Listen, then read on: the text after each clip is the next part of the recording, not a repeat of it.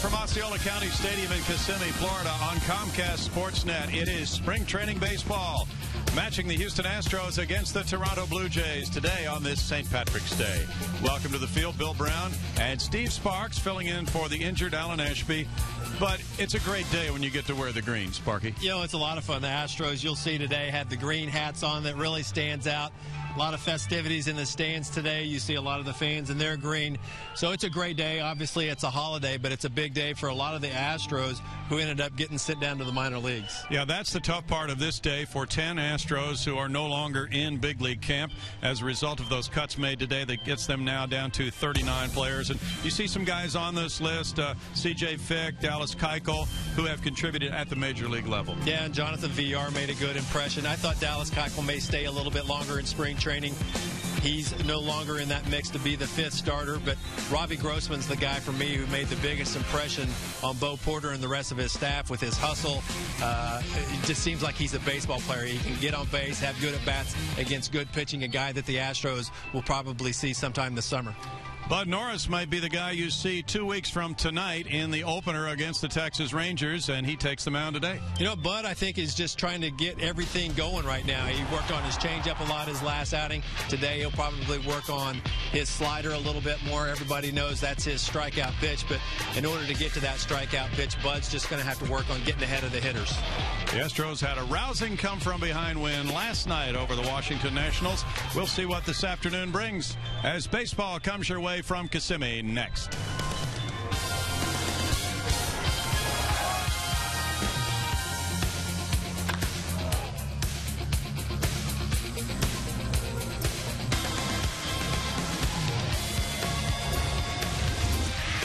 Celebration of the movie The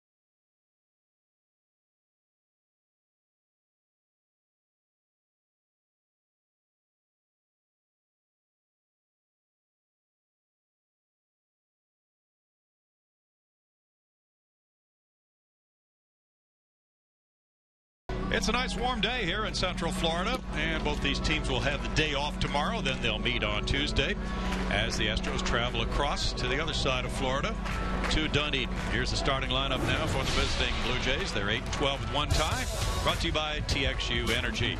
And it looks like this: Anthony Gose in center field, Rajay Davis in left, Luis Jimenez at first, Andy LaRoche at third, Ryan Langerhans in left field, in right field rather, Josh Toley the catcher, Mike Nikias the DH today, Jim Negrich is the second baseman, and Mike McCoy the shortstop.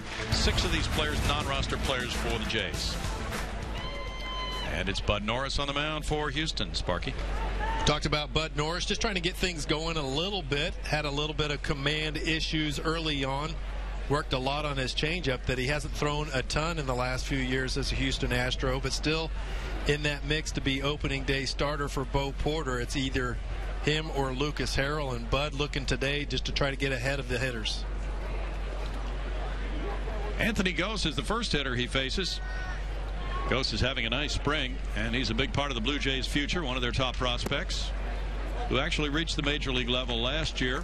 Fleet-footed outfielder known for his defensive prowess. There's ball one. He checks in with a .333 average for the spring. And Ghost is one of those guys who doesn't figure to play a lot in the scheme of things, the way it looks right now. But he's there if needed. He had 166 Major League at-bats last year for Toronto. Showing bunt. He looks at that one, and it's 3-0 for Bud Norris. Ghost this time last year probably figured to get a lot more time, but the Blue Jays made a ton of moves in the offseason, is well documented. We'll talk more about that later on, but as it stands now, Ghost doesn't figure to have a shot to make the team out of spring training, but like you said, one of the better prospects in the organization. Ghost unable to catch up with that one upstairs. That's the thing about Ghost for a leadoff type guy. He needs to cut down on the strikeouts. He had 59 punch outs last year in those 166 ABs, something he needs to work on. He began his career in the Phillies organization, a second-round pick in 08. Fouls that one away. And then he was obtained in the three-way deal as the Astros and Phillies got together with Toronto, and Brett Wallace came Houston way with Ghost headed for Toronto. He's a native of Paramount, California. Last year at Las Vegas, where he played most of the year, he hit 286, drove in 43 runs. Norris changes the eye level and gets a punch out. To be honest with you, that's one of the best sliders we've seen from Bud Norris all spring. Good depth on that pitch. We'll check out the defense for the Astros from left to right on the infield. Matt Dominguez, Tyler Green, Jose Altuve, and Carlos Pena. Justin Maxwell is playing center field today, flanked by Chris Carter, J.D. Martinez, and doing the catching for Bud, Jason Castro. 32-year-old Rajai Davis comes up next. He played quite a bit last year for the Jays. Puts that one in the air, foul. There's strike one to Davis. Davis had 447 at-bats in a Toronto uniform last year, hitting 257. He's from Norwich, Connecticut.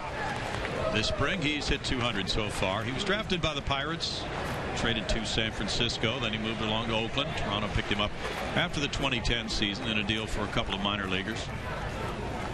One of the fast Blue Jay players. Yeah, he can really run. 46 steals, second in the American League last year. But there's not much future in swinging at that high heater he just went for, Sparky. No, and you're talking about a guy with tools, but they need to include in that tools package is how to get on base. 309 on base percentage last year, and for a guy who can steal a lot of bases, you just got to find a way to get on. Little chopper goes foul for Bud Norris now, as 2 weeks remain until the opener against the Texas Rangers. That's Sunday night, 2 weeks from tonight at Minute Maid Park. Things get a little bit closer, and he's going to want to refine all of his pitches as he goes through these final few spring training starts, but there is still time to do that. That's rolled out to shortstop. Tyler Green, who of course on St. Patrick's Day is playing with the Green Caps, just gets it there in front of the Speedy Davis. Another good slider by Norris, and we all know that's his strikeout pitch, but that's his put-away pitch as well, and you hit it out on the end of the bat. It's an easy play for the infield.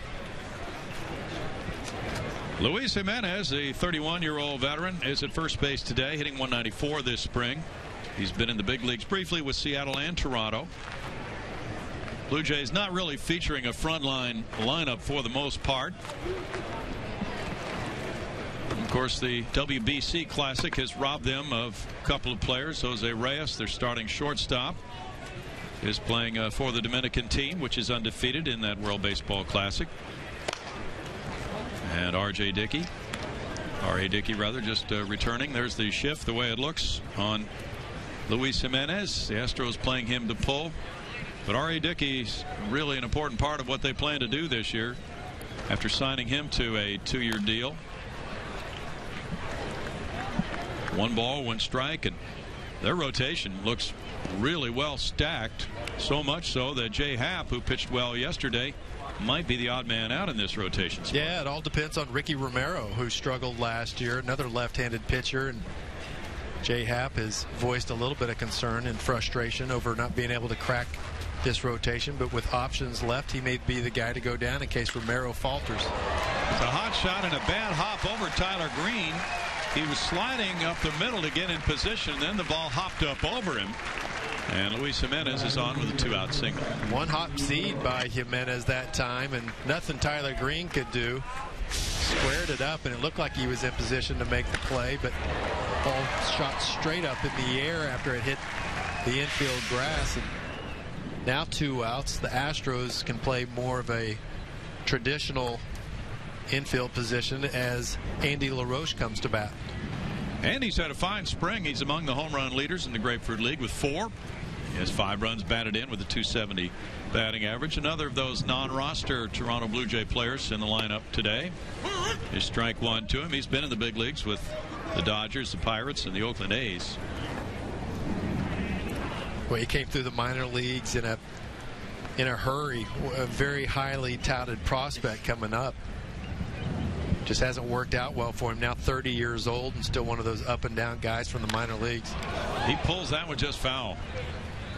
No balls, 2 strikes. The Blue Jays really went for it over the winter, Sparky, after a lackluster 73 and 89 record last year. They did. You know what? They just decided, you know what? Our division's down a little bit. You take a look at the Yankees and the Red Sox, certainly down from the last few years. And Rays, you know, with their budgetary concerns, they'll always have trouble competing financially, especially at the trading deadline. I think the Blue Jays just figured, you know what, we've got a good offensive team. Let's stack our pitching as well, and we can get something done. J.D. Martinez in right center makes the running catch. It's no runs, a hit, and a man left, and Bud Norris throws up a 0 at the Blue Jays.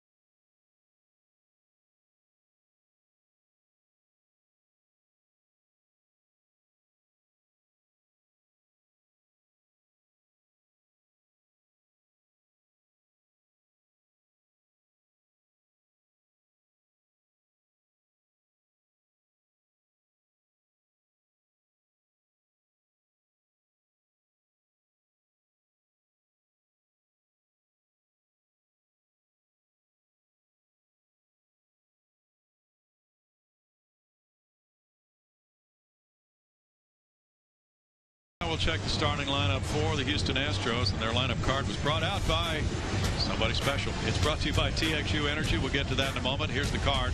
Jose Altuve at second base, Rick Ankiel the DH, Carlos Pena at first, Chris Carter in left field, Justin Maxwell in center, Jason Castro's the catcher with J.D. Martinez in right field. It's Matt Dominguez at third base, and Tyler Green batting ninth, plays shortstop today. A baseball sort of comedian, Domingo Ayala, is in camp today, and he's been keeping the players entertained, so he got this special tribute to be able to bring out the lineup card. And on that card himself, Domingo Ayala, was listed in every spot in the order. Why wouldn't you when you can rake like he does? Actually, I thought it was Nomar Garcia Parra when he walked out there. And once you get a better look at that mustache, figures more prominently than Nomar's facial hair. But just bulging biceps and an unbelievable tool set. And a nice Mr. T starter set as well. As you look at Brandon Morrow, the starting pitcher for the Blue Jays in 3 starts. He's 0-1 with a 3.60 ERA. Fastball, curve, slider, and change, the normal pitches, and he can run his fastball up in the mid-90s. One of the better knuckle curveballs you'll see in the major leagues. As you see him set up with that split grip he uses for a changeup. Jose Altuve takes his first pitch. Morrow delivers, and it's strike 1. Well, we mentioned R.A. Dickey. Yeah. And Morrow fits right in behind Dickey at some point in this rotation, which also includes Mark Burley and Josh Johnson. And then you mentioned Ricky Romero. That's a strong bunch. They should pitch well this year if everybody performs up to capabilities. I think that order, the way you said it's exactly how they want to go. They want to go soft Dickey, hard Morrow, soft Burley, hard Josh Johnson, and soft again with Romero. 2 balls, 1 strike. Oh, they could be trying to do what Baltimore did a year ago. Baltimore went from 93 losses in 2010 to 93 wins in 2011, rather, to 93 wins in 2012. So Toronto coming off a 73-win season, trying to make that quantum leap. And if the Blue Jays can do that, it will justify the major spending spree they went on to acquire all that talent. Altuve coaxes a leadoff walk. We've seen him leading off quite a bit the last few days. Yeah. You know, thought Altuve was pretty much locked into that 2-hole, and the struggles of Tyler Green so far in spring training, I think Bo Porter wants to keep his options open at the leadoff spot. Altuve aboard. Rick Ankiel, the batter. He ripped a home run last night. Very impressive one, didn't he? Steven Strasburg, inside corner, and he'd thrown a changeup and a breaking pitch and made him look silly, and tried to breeze a fastball on the inner portion of the plate that Ankiel hit about 390 to right field. That was Rick's second long ball of the spring. There's ball one to him, and sporting a .429 batting average. He's hit 3 doubles and a triple. He's played well in right field, has a terrific arm, and he seemingly is putting a lock on that right field job, at least a platoon part of it, Sparky. I think so. And Ankiel brings a lot to the table in the clubhouse, too. That line shot comes in front of Langerhans, and it's first and second, nobody out, as he hung out a rope this time. Brandon Morrow tries to come into a lot of these spring training games and work on his rhythm and his pace of how he pitches. Typically, his last couple starts, he tries to tune up for spring training, but the Astros are going to jump ship on him early, try to get to a lot of these fastballs, and cause a few headaches for the big right-hander. So the Astros have something working, and it's Carlos Pena trying to build on that. Runners at first and second for Pena. .258 is his average. He's gone deep 3 times. He's driven in 6. This gives him an early opportunity to put the Astros on the board. See a lot of teams employ the infield shift on Carlos as well. No. Pops out of the mid there. Catcher Tolley. One thing about these infield shifts, you'll see the shortstop playing pretty closely behind the runner at second base, so it doesn't allow that runner to get off the base very far, so you could probably keep a force play in order at third base on a ground ball. The bases are green today on St. Patty's Day. Bouncer first. This one gets away from Jimenez, but he does get the out as the runners move along to second and third. Pretty good hands that time by Jimenez, just to flag it. I thought that ball was going to eat him up when he retreated a couple steps. And the Blue Jays now facing runners on second and third. Check out this defense for Blue Jays. Andy LaRoche, Mike McCoy, Jim Nygrich, and Luis Jimenez. Josh Tolley doing the catching. And around left field to right, you have Rajai Davis, Anthony Gose, and Ryan Langerhans. Chris Carter's the batter. Ground ball in the hole at short. Runner coming to the plate. Here's the play at third. As Altuve scores, Ankiel in a rundown. Tagged out by the second sacker, Negrich.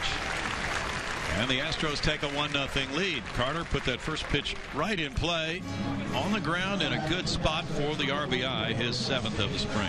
Rick Ankiel will be the first to tell you he shouldn't have advanced on that ball, but good job by Carter recognizing that the infield was playing back and that a plain pepper with the shortstop right there was going to get a run in for the Astros. Some smart early hitting. Justin Maxwell will come up with a runner at first. J-Max at 152 has a homer this spring. He's driven in 3. Jason Castro's on deck. There's strike 1. Castro's looking better and better in the last week, starting to look like his timing's coming back a little bit. He was tardy on a lot of fastballs earlier, and if you're the Astros fans, you remember him not being tardy on many fastballs. He put a few way out there into the seats. 1 ball, 1 strike. And he has that skill set, which is pretty impressive, with the power being a big part of it. Justin, 29 years old. He hit 18 homers and 315 at-bats for the Astros. His longest home run was against now teammate Alex White in Colorado. Hit it on the concourse at Coors Field, 471 feet away. Brandon Morrow dialed up an ERA of 2.96 last year, winning 10 and losing 7. He's from Santa Rosa, California, went to Cal Berkeley. First round pick of Seattle in 06. That's a shot to left center field. That'll back up Anthony Gose and head for the one hop of the fence. And now here's the go-ahead for Carter to come around third. And the throw is relayed on to third base. It hits him. He will try to score on this. And Maxwell does come home to make it 3-0. Well, Carter came home with run number 2. And then Maxwell, after the throw hit him and rolled away, was able to pop up and score himself.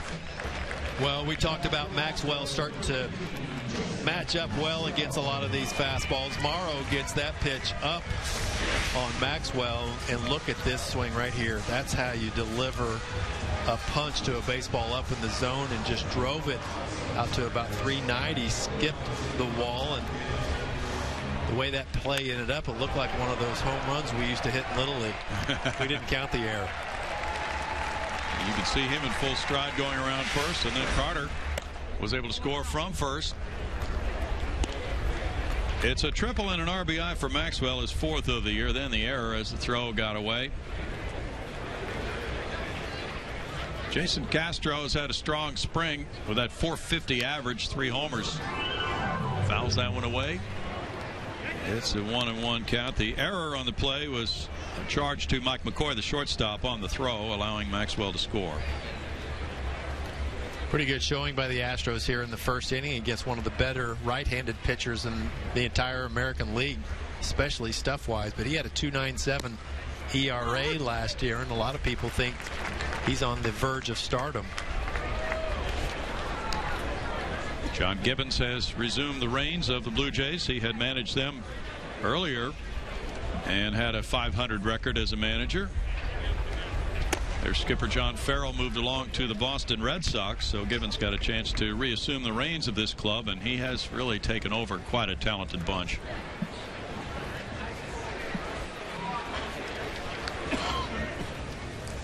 Two and 2 to Jason Castro with J.D. Martinez on deck.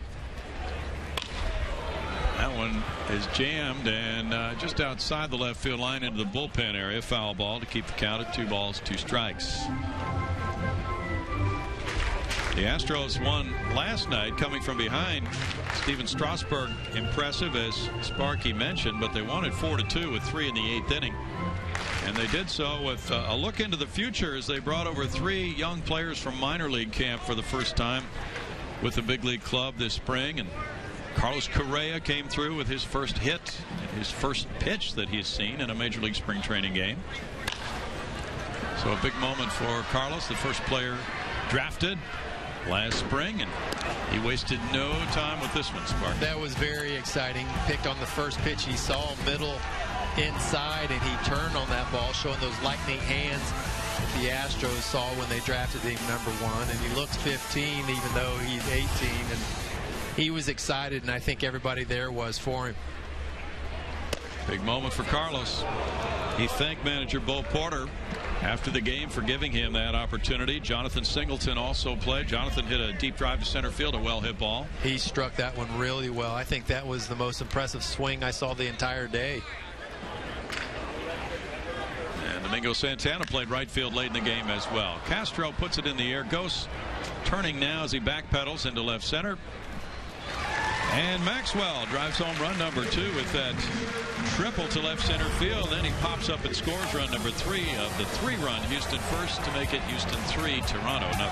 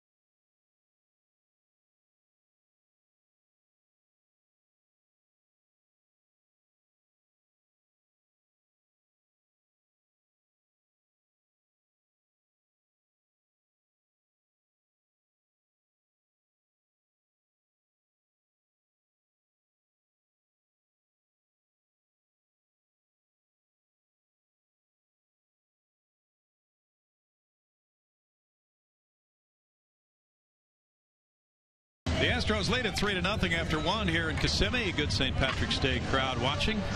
Many of them festively wearing the green. We have the green bases. The Astros with their green caps looking very sharp today. Who chewed on the base? Not sure about that. Maybe Alan Ashby's dog got loose. We'll have a shot of him later. But yeah, that's a different look, worn only for this one special day in spring. Matt Dominguez getting ready to go. Bud Norris led the National League in ERA at home last year at 1.71. Home cooking? Yeah. How'd he do on the road?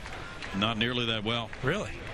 In fact, he had the third best home ERA for a season in Astros history, behind Mike Cuellar in 1968 and Bob Knepper 1981 with that 1.71. The road not nearly treating Bud as well last year, and he could be getting 2 home starts in that first home stand. Ryan Langerhans the batter, looking at ball 1. Bo Porter will go with a 5-man rotation regardless of off days. You see the road 3-12 with a 6.94 ERA, and at home 4-1 with a 1.71 last year. More than 5 runs a game.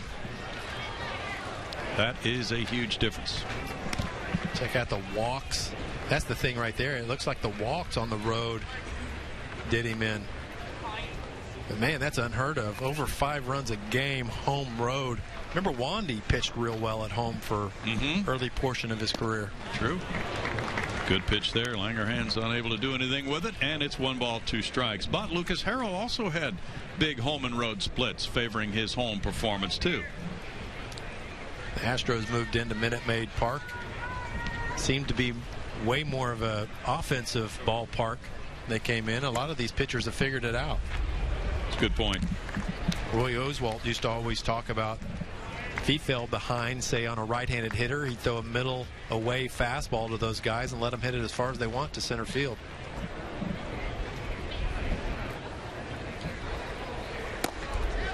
Wow. That's a strikeout. Langerhans caught looking. Sam Holbrook punches him out. His slider is really sharp today, and haven't seen that good depth on this slider from Bud. He's been getting around his slider for the most part, but he started the fastball away. Fastball blew it by him. Change up got him out ahead. Castro calls for the pitch up in the zone and changes eye level, and then it's just a nasty slider on the inner portion of the plate. Josh Thole looks at strike 1. Thole with a 130 spring average came over from the New York Mets along with R.A. Dickey and Mike Nickias in that multiplayer deal in December. He lines this one near the left field line. Chris Carter over with a running catch into the corner. Good play by Carter for out number 2. Thole doesn't necessarily have the club made, though, as the backup to the starter J.P. Arancibia, because Henry Blanco also is a consideration. Yeah, and Arancibia came in and volunteered, say, hey, I wanted to catch R.A. Dickey every game this spring. I don't want to have a designated guy where it guarantees that I'm going to sit 20% of the time. So he's done a nice job. Thole was the catcher for Dickey in New York, but looks like he may be ticketed for AAA. And maybe as well Mike Nickias, 231 for him this spring with 1 RBI. He's DHing today, so 2 of the catchers are in the lineup for the Blue Jays. Nickias takes a look at ball 1. Yeah, a lot of catchers were swapped in that deal with John Buck involved. And of course Arancibia has really come to the forefront and become one of the best in the game. Nickias has a 1 ball 1 strike count, so the Blue Jays have a luxury of catching depth in their organization. Thole had caught Dickey with the Mets and is adept at handling the knuckleball, but as you indicated, Arancibia wanted to give it a shot this spring, so there are other options too. Henry Blanco could also fit into that assignment. And typically, as you well know, Sparky, having been a knuckleball pitcher, knuckleball guys usually are caught by the backup catcher, aren't they? They usually are. You know, it's a good day to give the other guy a rest. You're always looking for reasons to give your starting catcher some time off, and it just seemed like a natural way to get that other guy in there where he could only focus on that for 1 out of 5 days. Brad Osmus was never a big fan of catching a knuckleball. No, he avoided me in Detroit for a while. Finally, he caught me, and we did pretty well that first game. Check out Bud in the balance point here, and everything goes in the same direction. That's the biggest contributor to his location.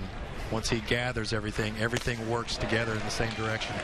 Well, it's working well today. That's strikeout number 3. Slider is sharp for Bud Norris, and the Astros lead at 3-0.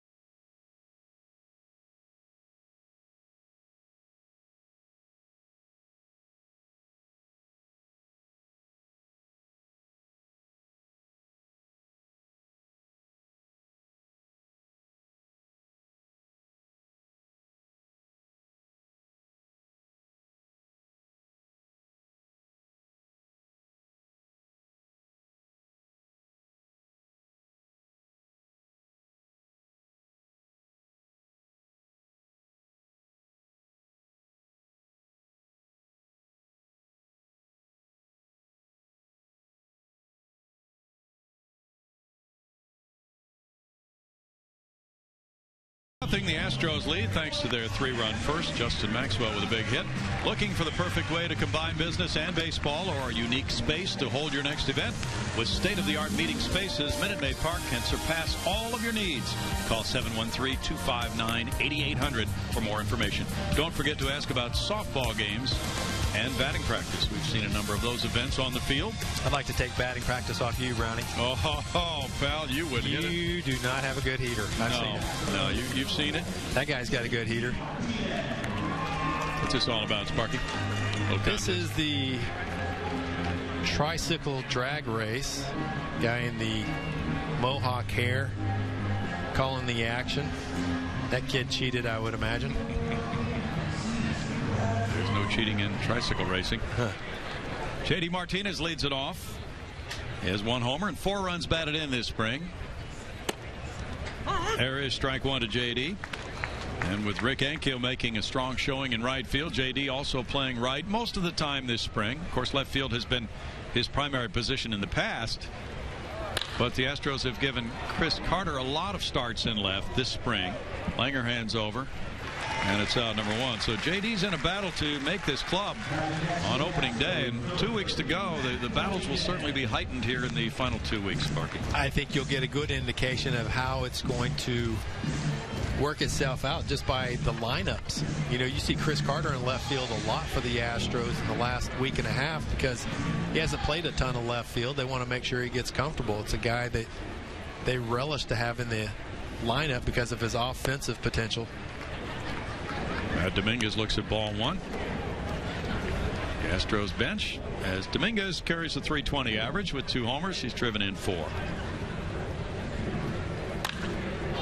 Now, the players were really entertained during the pregame period by Domingo Ayala. He was taking ground balls at third base, just clowning it up there and doing everything fundamentally wrong. So he had all the infielders laughing at him.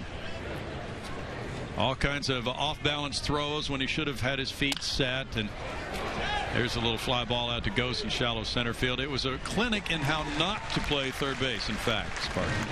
He does have some skills, though. You got to admit, his arm action, the way he spreads his feet, the way he hops around. I like the way he spreads his arm out to expose his air lats. And for me, it's the beak. You know, it looks a little like Jose Valentin of the Brewers and the White Sox. A little bit. But he's got a little pop. I think he weighs 3 more pounds than Barney Fife. Strike 1 to Tyler Green. Tyler should have a big day with a name like Green on St. Patty's Day. He's hitting 133. It's destined.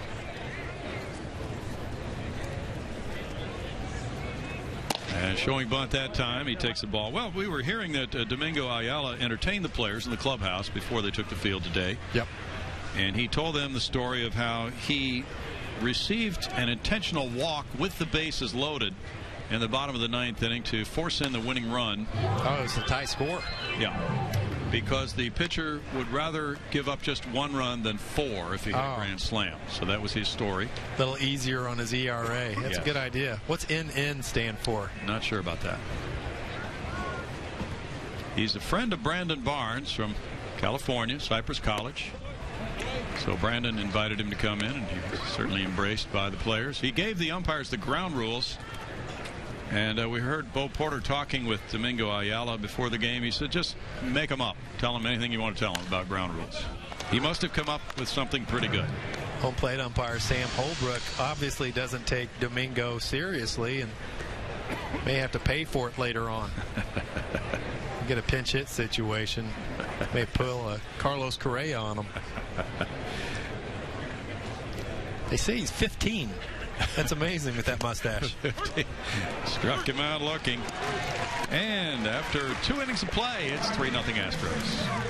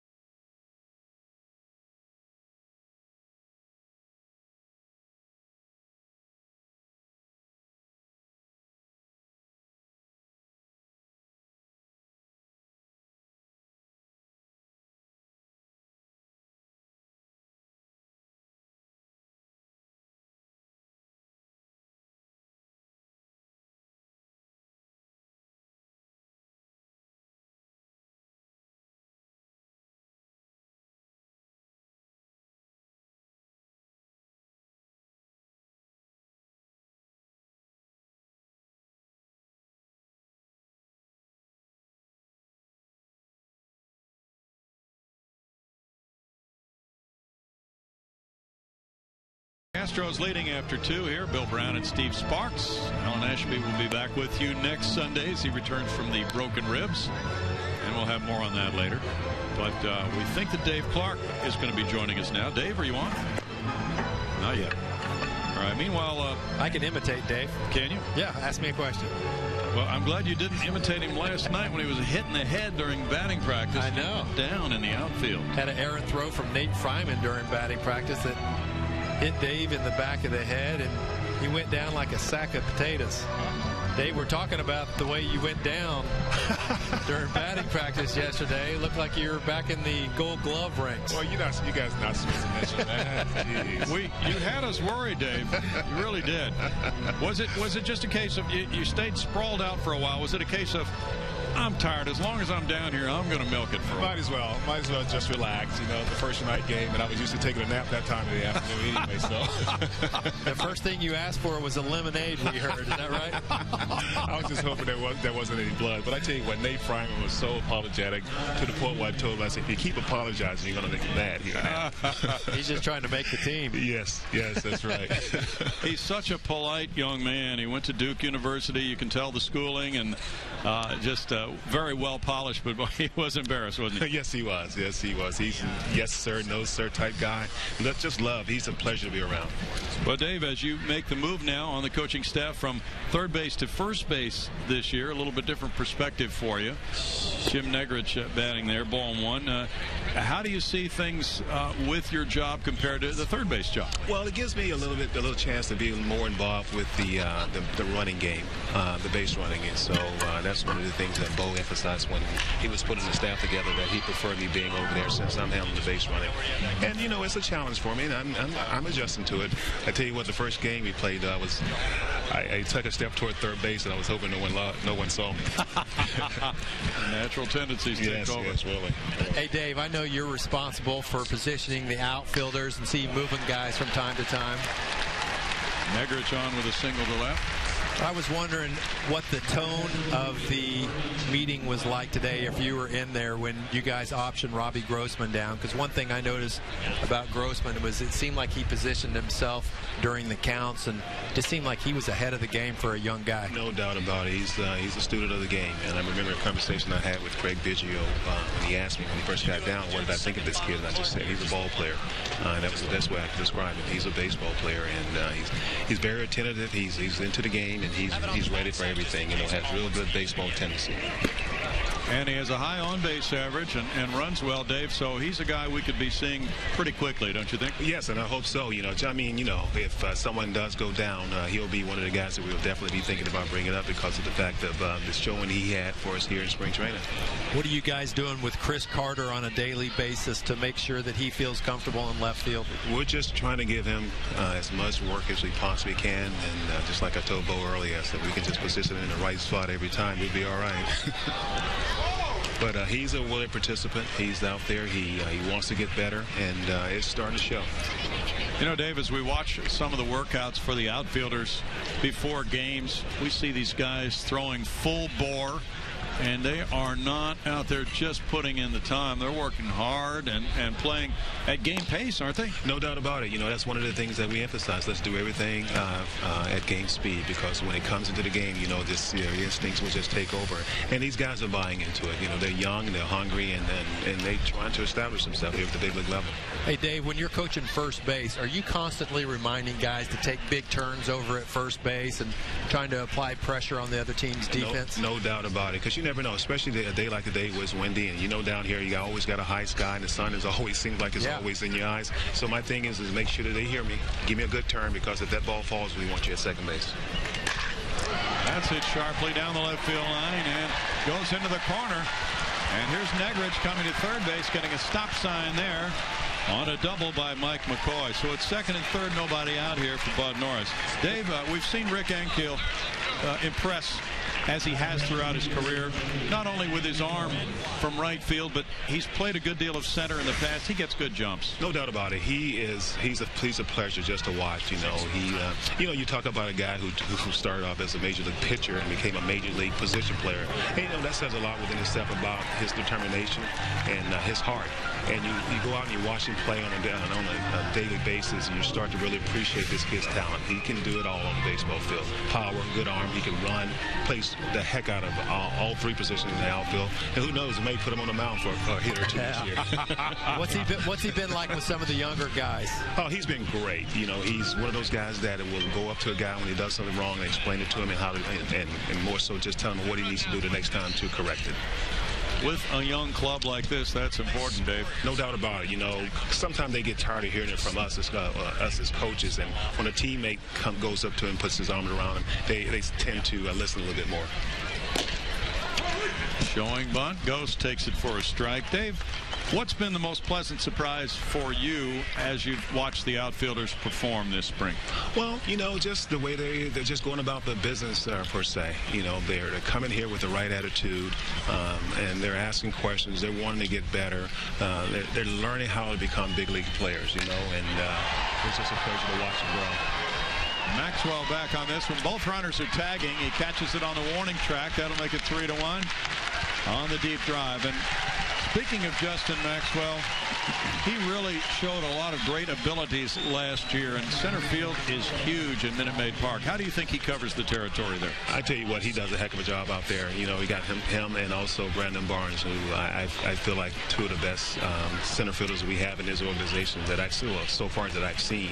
And I love having them out there. I wish it could a situation we could have them both out there at the same time, but we'll probably see a little bit of that sometime this year and the rest of the spring as well. These final cuts, Dave, of outfielders are going to get pretty tricky, aren't they? No doubt about it, because, you know, we got a guy like a Trevor Crowe who is very, very interesting, who can also play all three positions. He's a switch hitter. He's got some major league experience, so it's going to get pretty interesting here towards the end. Rajay Davis with a liner. Carter over with a good running catch. Here's the tag, and it'll be a sac fly, but it could have been in for extra bases, and Carter got a pretty decent jump that time, it looked like, Dave. No doubt about it. That's the thing that we've been working with him on. You know, his first step, that first step quickness is so important, and you just never know. If you just keep going, you know, sometimes that ball will find your glove. Like a proud papa down there, Dave. The hard work's paying off. Yes, and he's looking at me too. That was really a nice catch. We're checking out this relay right now. Just like you said, that first step, that crossover, really probably made the difference. No doubt about it. Hey, you said he was looking at you, and we've seen that as the outfielders during the regular season have looked in and you've repositioned them. And Chris hasn't played a lot of left field in the big league. So do you anticipate he'll be looking in there at you a lot? Oh, my God. I'm going to be looking at him the whole time, just like I did when J.D. Martinez first came up a couple years ago. Get a walkie-talkie. Yeah, really. Learning to play that wall out there, I tell you, it can be it's interesting, I'll tell you. But, yeah, I'll keep my eye on it all the time. But speaking of the wall now, with Chris being unfamiliar with that left field wall, you'll have a couple of exhibition games with the Cubs when the Astros come out of Florida. So you plan to try to put in some extra time with him and hit him some balls off that wall? No doubt about it. And I told him this morning, I said, every day. Every day we're at home, I want him out there early so he can get acclimated with that wall. Dave, you're going to have to get acclimated with a lot of new ballparks this year as well. Yeah, no doubt about it. You know, I did play in the American League for a little while early in my career, so I'm familiar with some of them. Now that Seattle ballpark is very spacious. Oakland, a big yard. Anaheim. Yeah, no doubt, no doubt. It's going to be a little learning curve for everybody, isn't it? Yes, no doubt about it, you know. But that's where the studying come in, the scouting reports will come in, you know, just learning all the little nooks and angles out there. So yeah. It'll all come into play. Infield shifted around here on Jimenez. And the outfielders, of course, don't shift the way the infielders do, but they'll move a little bit, as Sparky said, sometimes with Grossman from pitch to pitch. Clarkey vigilant for that as well. Yeah, it's part of the game. You know, they got to look at it. They got to see what the catcher's doing, how he's set up, and then also just read the swing path of the bat. Hey, Dave, when you're coaching first base and Tremblay starts giving a lot of signals as the third base coach, are you having to be the guy to see those signals and whisper to those guys if something's on? No doubt. I remember a few times last year I would just give Bobby Meacham a sign, and he was just telling the baseman what's going on. All right, Dave. Clarkey, thanks so much. Thank you, guys. Dave Clark, and he's had an entertaining day, as many people have, with Domingo Ayala. Having some fun with him. 3-2 Houston.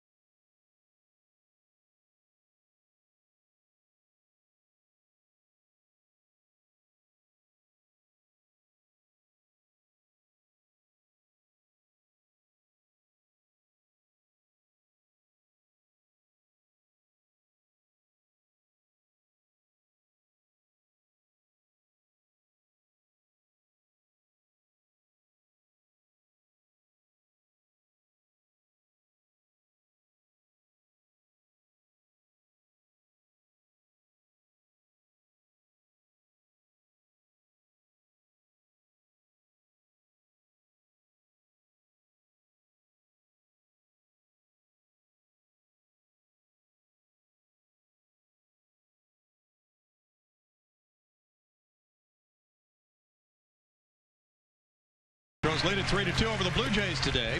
Astros, Dynamos, Rockets, and more. We have all your sports news covered. Check out Sportsnet Central 7 days a week at 6:10 and midnight on Comcast Sportsnet, your home of your home teams. It's a lot of green right there. Some different hats. St. Patty's and Day. Orbit's been out on the field entertaining the fans in between innings, and he's been here all spring training.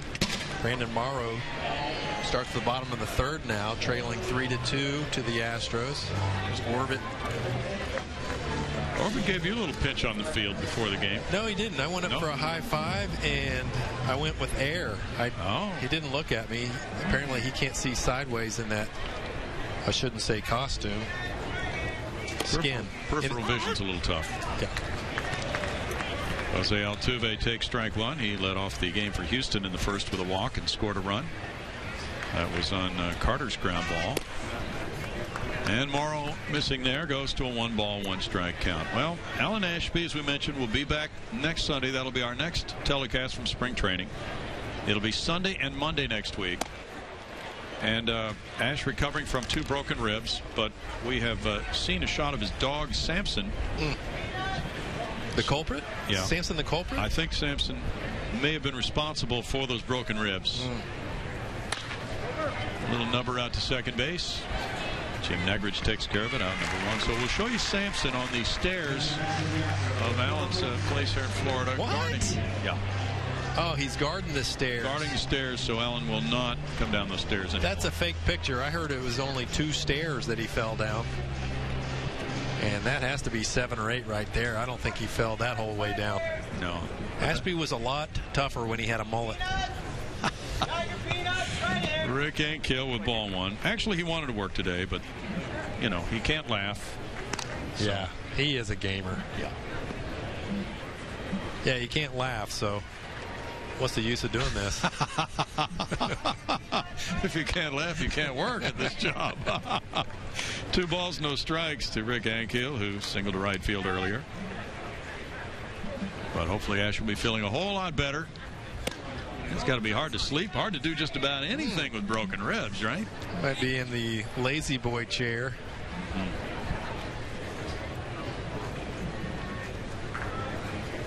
Well, this would be kind of like old home week for him. Ankill did not select a good 3-0 pitch to swing at.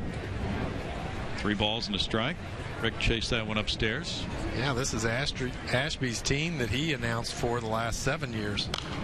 So Jack Norris has slid into the radio broadcast booth of the Blue Jays, taking Allen's place. Maybe the best hair in the American League. Yes. It's a full head of hair for, what's Jack now, 55, 60? Not sure. I don't think he's 60. I think he won more baseball games than anybody in the 80s. Foul straight back by Ankill. Might be wrong. You ought to know that, Bill. That sounds right. But what a ferocious competitor. Wow. And he was here this morning before anybody at 9 o'clock this morning getting ready for the radio broadcast today. Maybe he's the one that's been chewing on the bases. Maybe so. That's into the shift. And Negrich makes the throw from right field to get him. Well, they had him played well. Number 2. Seeing more and more shifts in Major League Baseball. And I think it's smart. And you take away a lot of guys' strengths by making them try to do something they're not accustomed to. We'll see it right here against Carlos Pena, and we'll see it a lot this year. He'll hit some fly balls the other way, but on the ground, this is where you're going to see most of the action. And Negrich is right out there in right field where he made that last play on Ankill, so he didn't have to move very far for Pena. Pena grounded out to the first baseman Jimenez first time up. And it's ball 1. We were talking about radio on radio last night. It really doesn't matter unless a guy can hit his spots, though. I mean, you still have to execute as a pitcher to make sure that you're playing into your defense. Isn't that the truth? 1 ball, 1 strike. Well, you saw that 197 average for Carlos last year. 234 his lifetime batting average. 277 home runs. He led the American League in 09 in homers with 39, and he missed the final 25 games of the year with broken fingers that year. So this guy, when he's had the big home run bat going, has been impressive. In 07, he hit 46 homers, and he was the American League Comeback Player of the Year with Tampa Bay that year. He can hit them a long way, too. And we've seen this spring, he can hit them to left field. This liner over the shift and on up the right field line. Now let's see if he can get more than a single. Here's the throw coming in from Langerhans. Not in time, a double for Pena. That's the way Ted Williams might have done it. Just ignore the shift and hit it where they're not. There wasn't much space to hit it down that right field line, and he just turned on that fastball up in the zone that Morrow's done many times so far, but he's got a really quick bat, and he's able to keep the barrel above the ball and lace it down the right field line. And Dave Clark, as we talked about with Dave just an inning ago, sending these guys every opportunity he gets. 13th season, 277 homers, 625 or more home run seasons for Carlos Pena. Now Chris Carter, he's 26. Could be really emerging as a power hitter after hitting 16 and 218 at bats for Oakland last year. And this could be the year that he really puts it all together. Carter got the RBI in the first inning on a ground ball. This one goes in the air, and Ghost is just watching this one soar way over his head. And that is a 2-run shot for Carter. That's number 3 of the spring. And you see the power of the strongman from Redwood City, California. I was just noticing Chris Carter holding his hands a little bit lower, and I was thinking, I wonder if he's trying to elevate this baseball. And he got a pitch he liked and showed that power. that the Astros have seen here on occasion that they're looking forward to all season long. Carter, big, strong guy, and he can lay into these pitches. That was outer third of the plate that he hit to left center field, really strong. Well, the Astros have had a very good home run hitting spring. That's their 29th home run as a team. They rank among the Grapefruit League leaders with those 29 homers, and they have equaled their total of last spring and still have 13 more games to play after this one. That's exciting. I mean, that's good to hear. Astros haven't had a lot of power the last couple of years. This one will back up Ghost. He's headed back for the deep drive by Maxwell. This one hops the wall in center field. Maxwell in with another extra base hit, this time a double after his triple in the first. Third double of the year for J-Max. Brandon Morrow thought he had an easy inning after a couple of ground balls to second base. Pena double, Carter bomb, and look at this. Watch this contact right in front of home plate. Good extension, head straight down on the barrel of the bat. And Maxwell has as much strength as anybody, showing powers to all parts of the ballpark. It's been double, homer double after those two ground ball outs to start the inning you referred to. Jason Castro hit a fly ball to center in the first. 5-2 Houston. Negrich sliding, gets up and throws over to Jimenez to end the third for Houston with 2 runs scoring on 3 hits and a man left. The Astros lead at 5-2.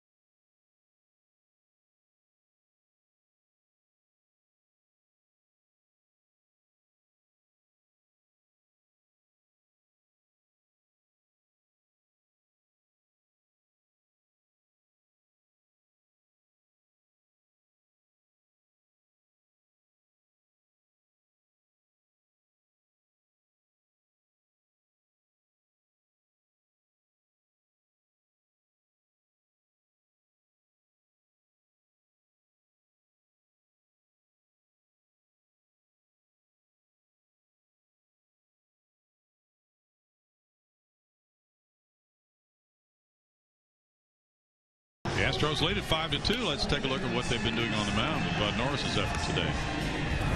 A lot cleaner mechanics for Bud Norris in this outing here in spring training, and look how much his slider's going downward today. He hasn't had that the entire spring. He's worked around that slider and has moved from right to left, but this one's going straight down, and these guys can't make contact because that thing's breaking late and sharp. It's his 4th start of the spring. So Bud tuning it up, and he sailed through the first couple of innings before Negrich singled, McCoy doubled, and then a couple of sacrifice flies. Got the Blue Jays on the scoreboard in the 3rd. Now his 4th inning will begin with the 4, 5, 6 hitters. Andy LaRoche first up. He hit a fly ball to right in the 1st inning. Brownie, you forgot to wear green today. Yes, I did, but you rescued me, pal. Thanks for the tie. You're welcome. Got a lot of clip-ons. You know, it's not every day you can come to the ballpark and get a spiffy green tie like that to wear. Especially one that's about a foot too short. That, and probably about 30 years old. That's Paul Juan de la Roche. There you go. He's got a lot of green on. Hey, Sparky, how are you enjoying this broadcasting gig this spring? I don't like it at all. No, you know what? I'm enjoying it. What's better than coming to the ballpark every day? Maxwell, as Green looks at him, slides for the catch. That was nice. You know, you're talking about a big guy too, and Justin Maxwell, and how easy he covers ground out in the outfield, and how graceful that he is on a play like this, sliding feet first in toward the infield, not knowing if the infielders are going to be diving over him or not. Got a code out there. Outfielders go low, infielders go high. That way they try to avoid collisions. Ryan Langerhans is the batter. He struck out looking earlier. Strike one for Bud Norris. That's that sharp slider we talked about in that package on Bud in between innings. Really staying on top of that pitch today. Check swing roller up the line. Norris will go to the bag. Quick backhanded feed from Carlos Pena. Well, they made that play look a lot easier than that actually is. Bud is going to have to spin around as quickly as he can to find the baseball, and Carlos Pena did a great job with a good early feed so Bud could go back to the base to get it with his foot. 2013 is a whole new ball game for the Houston Astros, and season tickets are available now. To learn about all the exclusive benefits and pricing, or to get your season tickets today, call 1-800-ASTROS-2 or visit Astros.com. Get yourself set up before the opener 2 weeks from tonight. That's the Major League opener on Sunday night the 31st. The Astros meeting the Texas Rangers. We've been hearing from some folks who are following the Rangers that they have not named their opening day starter yet. It's going to be Harrison or Darvish, right? That's what we're hearing. Matt Harrison has had a little bit of a foot problem lately. Strike to Josh Tolle, who flied to left earlier. Darvish had a strong year last year. What's Harrison have going on with his foot? Something, sprained toes or something like that, I believe, Sparky. More than one? That's a good question. Wow. Not sure. How do you do that? I don't know. No balls, 2 strikes. But, you have to admit, you've seen and heard about some weird spring training injuries down through the years, right? Alan Ashby. Yeah. Who else? Yeah, there's been some crazy ones. Well, somebody got hit in the eye with a golf ball. I think it was Mark Zebchinski. Yeah. About a week or 10 days ago. Relief pitcher with the Cardinals. And well, somebody, it was, I think, Lincoln, the reliever for the Pittsburgh Pirates. Not Brad Lincoln. Got hurt. He fell on the warning track running and tripped over a golf ball a few years ago. Tolle's down on strikes. That's strikeout number 5, and a good play as well on Langerhans with the first baseman and pitcher collaboration.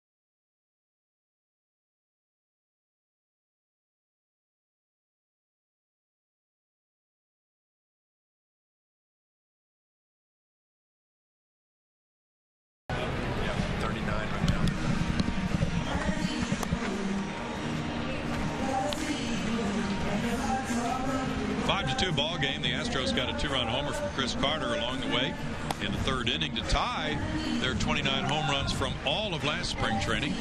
Glad you're with us today. Bill Brown and Steve Sparks, Alan Ashby and Jeff Blum next Sunday and Monday as the final 2 televised games from Florida come your way. Then we'll have that game at home when the Astros meet the Chicago Cubs on the night of the 29th. Sparky, we're just looking at the 10 cuts that were made today. So the Astros now have 39 players in camp. They need to get down to 25 by 2 weeks from today. And they have a number of non-roster players who are showing well. Yeah. Who might be placed, of course, on the 25-man roster. Rick Ankiel is a non-roster guy. J.D. Martinez batting now. Pops it up. And Tolley's over near the third baseman and making the catch. One pitch, one out here for Brandon Morrow. So you have Rick Ankiel and Brandon Laird. They're both non-roster guys. Eric Bedard, Edgar Gonzalez, Kevin Chapman. Here you see the moves today. So that pairs the players in camp with 39. Yeah, and Paredes going down. Jonathan VR, Dallas Keuchel, Josh Zaidu did a nice job in spring training. And I'm with you. You're talking about Rick Ankiel and Brandon Laird as non-roster guys, probably going to make this team, to be honest with you. I think Ankiel, just judging on that conversation we had with Dave Clark, sounds like he's probably going to be on this team, and you're going to have to make some moves. Matt Dominguez hit much better with the Astros than he did with those numbers at New Orleans last year. 2 balls, no strikes. So that would mean somebody's got to leave that 40-man roster every time you bring a non-roster player onto the big league club. Right fielder coming over. Langerhan's legging it toward the line and on the run. He makes a good running catch. He had to really leg it to get there. He had to go a long way. He was playing Dominguez in right center field. Got a great jump on that ball. And there's not a ton of wind at this time, but that ball kept spinning away from him. Obviously hitting off the end of his bat. He's able to brace himself before he hit that low wall in right field. Nice play. Well, talking about those non-roster guys, a lot of times you can avoid losing guys because of the time of the year. And when so many other teams are making moves, sometimes you can slide guys through waivers. Yes. Tyler Green, broken bat grounder. And that's a quick 4th inning for Brandon Morrow on a 5-2 Houston lead. The age of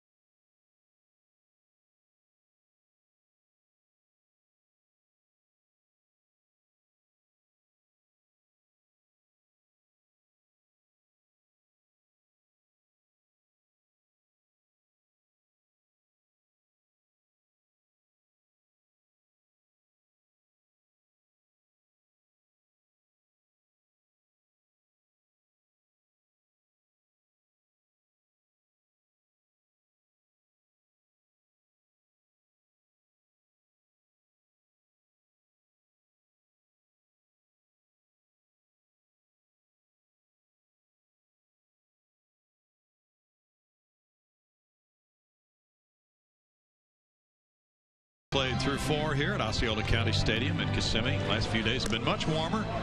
What do you think the high today would be? About 75 or so, Sparky? I'm going to say 81. 81. Yeah. Nice and warm. Good little breeze, though, coming through the stands. Great crowd here today. It is. It's almost packed. Saw some Yankees fans on the way up from the field, and they said they were here scouting the Blue Jays. Guy with his They're worried now. Yeah. Yankees fans better be worried. This is the team to beat, in my opinion, in this American League East this year. Have to agree with you. What about the American League West? Yeah. What do you think of those teams? Well, I think obviously the front runners are going to be the Angels. They underachieved a little bit last year with the addition of Josh Hamilton and shoring up their bullpen to a certain degree. They should probably be the favorites. And I don't think, to be honest with you, I don't think the Oakland A's are as good as they played last year. Right. I think the Seattle Mariners will be a little bit improved, and I think the Rangers will be right in the mix with the Angels. I believe the Rangers' first home games are against the Angels, from what I was hearing. Yeah. So you'll have the return of Josh Hamilton to Arlington, Texas, and that'll be an intriguing element to that series. Really will. Mike Nikias puts it in the air near the left field line. Chris Carter coming in. Tyler Green pursuing it, and there's Carter. One pitch, one out for Bud Norris here in the 5th. One thing I like about Carter so far in left field, I mean, he's not getting the best jumps in the world or anything like that, but he never seems to panic.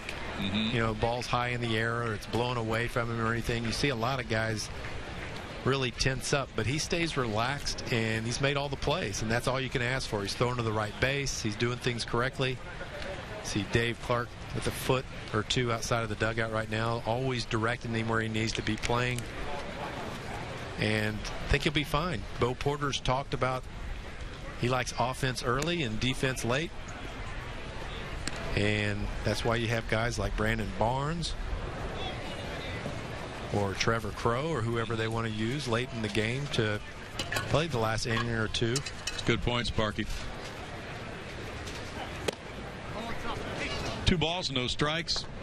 So, you know, the thinking might be let's get Chris Carter 4 at bats, and then if we have a lead late, go ahead and make a defensive move there with a Barnes or a Crow, a top-notch defensive player. Strike makes it 2-1 for Bud Norris. Well, the Astros are still without 2 relief pitchers who are away at the WBC Classic. Jose Veras, the closer for the Astros this year, is a pitcher for the Dominican Republic team, and Xavier Cedeno pitching for Puerto Rico. And they're both out in San Francisco right now, getting ready for the last few games. It'll be Tuesday night that the championship is played at AT&T Park, and then those guys will be returning. Barris threw a nice clean inning in the game yesterday for the Dominican squad. He looked really good. His last outing here, Bill, he punched out the side and just really looked devastating. His curveball was huge. Whoa. Wow. That one was up around the head, Jim Negrich. Ball 4. He glanced out at Norris. I've seen many 3-1 pitches end up behind a guy's head. No. Bud looked immediately down at his footing and his hand and everything else, and one out here. Obviously not trying to put a runner on. Nope. First walk for Bud today here in the 5th inning. He's got 5 punch outs. He's had really good control so far. Negrich aboard, Mike McCoy the batter. McCoy doubled to left in the 3rd inning and came around to score run number 2. Bud's been bothered by some blister problems in the past. Looking down at that right hand again after that pitch as he rubs up the baseball. Brocail making sure he keeps an eye on his pitcher. Nobody warming up in the bullpen right now, but starting to show signs of rushing a little bit toward home plate. Usually means the guy's legs are starting to get a little tired. Good pitch that time. Good downhill fastball on the outside corner. Eric Bedard is scheduled to pitch in relief today, and he's only pitched a couple of times this spring. He had tightness in his right glute, which forced him out of the action for a while. He has returned to pitch 1 inning since then and felt good.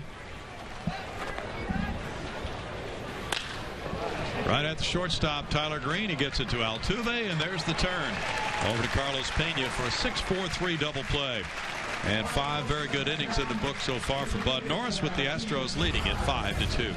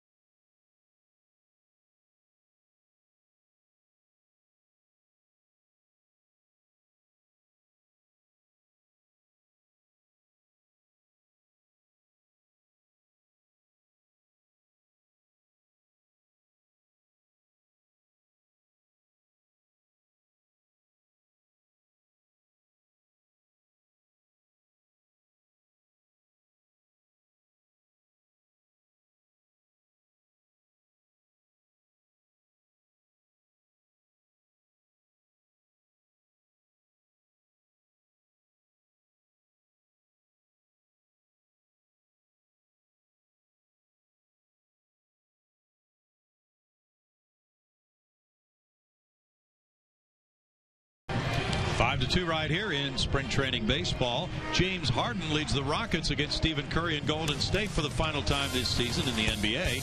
See who comes out on top. Rockets, Warriors, tonight at 6 o'clock on Comcast Sportsnet. Your home of your home teams. A very big game for the Rockets, who have beaten the Warriors every time they've played this season.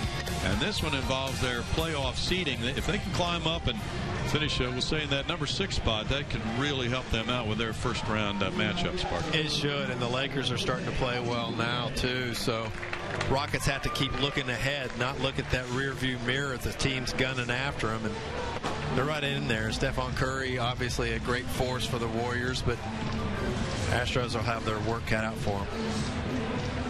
Jose Altuve bats in the Houston fifth with the lead 5-2 for the Astros. Still nobody warming up for Houston in the bullpen. Altuve shoots a line drive, and that low bridges Morrow. And a sharp single to center field. He's on for the second time. Nice looking swing right here. Makes Morrow come down to him and just takes it right where it's pitched. Altuve does that with regularity. He's got great hand-eye coordination, great balance. Powerful bat for a little guy. He draws the throw, diving back in with Rick Ankiel, the batter. Well, with Altuve looking about the way he did last year, he looks like he's in top form this spring. The experimentation was with him batting in the number 2 slot, and Tyler Green or Marwin Gonzalez leading off in several games this spring. If you go by spring training performance, it wouldn't be surprising at all to see Jose Altuve leading off on opening night. Yeah, you know what? It's just a matter of not so much average or numbers. It's how things look in that last 3 or 4 games leading up into the opening day. Because obviously you're going to try to put your best team out there to win on any particular night. But if Green starts swinging the bat well the last few days, I think he'll be at the top of the order. With Ankiel batting second, that puts a little different twist to it for Bo Porter today. 2 balls, 2 strikes. It gives him that hole on the right side of the infield when Jose is on first base. It gives Bo Porter power from the number 2 spot in the lineup, which he loves. Yeah. He tops this one. There's the out at first, and now a rundown. Altuve gets back, but now he's in a rundown. And the throw for the tag. Mike McCoy puts it on him for out number 1 with Ankiel hitting that bouncer into the double play. Graceful play that time by first baseman Luis Jimenez. Does the smart thing with his momentum going toward the bag. Just tag it, and as soon as he throws it, he's just yelling tag, tag, tag to remind the guys there's no force play. Watch these infielders try to close in on Altuve, working toward the baseball to narrow the distance. 3-6, 3-6 for the double play. Carlos Pena hit the double over the first baseman Jimenez into the right field corner his last time up. There's strike 1 to him. Carlos holding his hands a lot lower these days.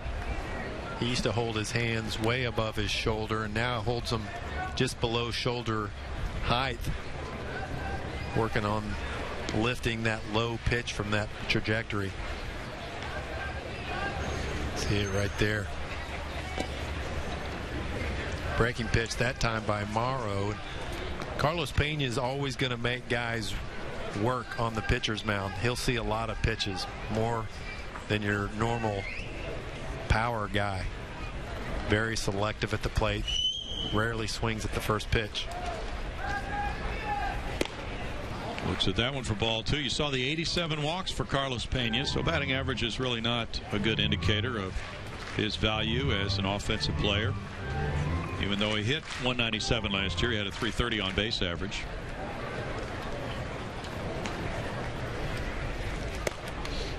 And that went upstairs again from Morrow. You talked earlier about Bud Norris. Now as these starting pitchers are in their 5th inning of work, sometimes the legs get tired at this stage of spring training. The pitches are up. But it's necessary for the starting pitcher to extend himself and work a little bit further each time out in spring training. And there's a 2-out walk for Pena. And R.A. Dickey talked about that in an article online today about the World Baseball Classic. He said, we feel bad about losing. But he said, the mind wants to accelerate things, but the body just, this time of the spring, it's hard to get that body ready to perform the way your mind wants it to. Yeah, that is the thing, because you're just not tuned up for that stamina.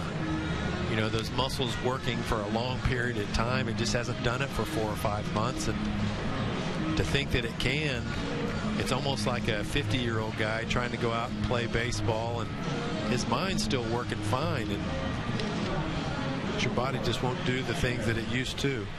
It's the same thing with baseball in the early spring. Brandon Laird goes in to pinch run at first base for Carlos Pena. Carlos leaving after a 1-for-2 day with a walk. Laird's aboard, and it's Chris Carter at the plate. Carter has 3 runs batted in so far today, with the ground ball into a force play in the first inning, and then a 2-run homer in the third. And there's strike 1 to Carter. Good heater that time, and 66 pitches, as you can see in the box score at the top of the screen. Morrow probably getting pretty close to his limit, as they've got a little action down in their bullpen now. I believe that's Brett Cecil. And Eric Bedard is working in the Astros pen now. He's not yet up on the mound, just playing some catch right now. 1 ball, 1 strike. There's Brett Cecil. Figures to be a part of the relief corps. Blue Jays are well stocked on the mound for this season.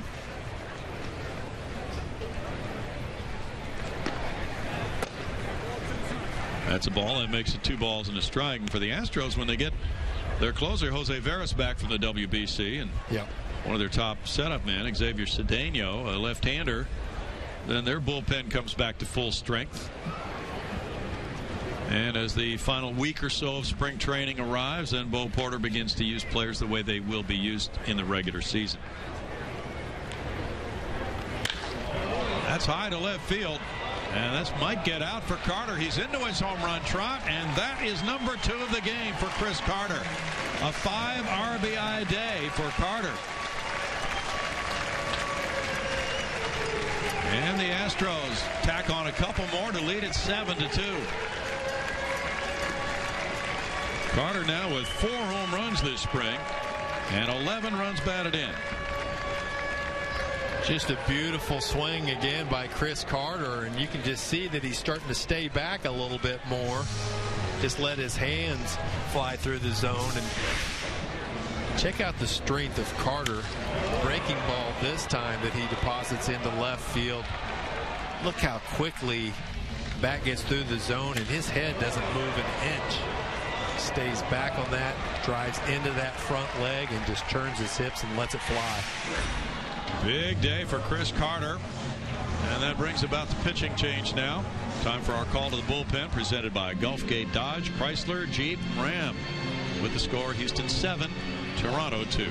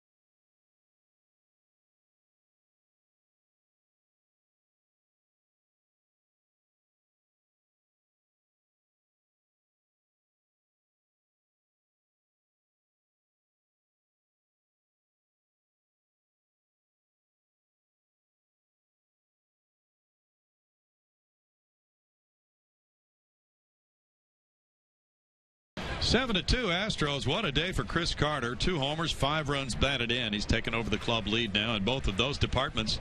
Justin Maxwell just took the first pitch. It was ball 1 from reliever Brett Cecil.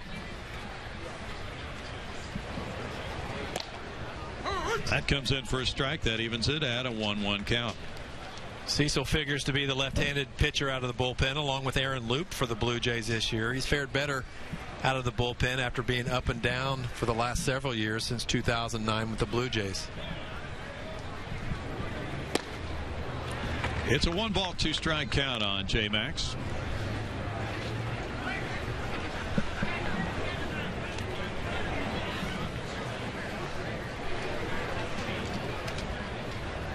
Maxwell hit a double his last time up, a triple his first time. He and Carter both swinging the bat in the middle of the order so well. That's exactly what Bo Porter imagines from these guys, especially when he throws this lineup up against left-handed pitchers. He figures these guys are going to score a lot of runs with the long ball.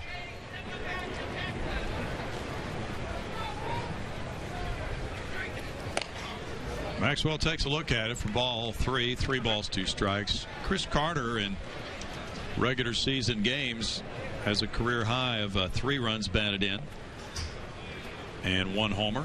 So this is a banner day for him in a spring training game. Doesn't really count for much as far as regular season importance, but nonetheless it shows the Astros what they do have, the kind of power they do possess, right? It's awesome. It's exciting.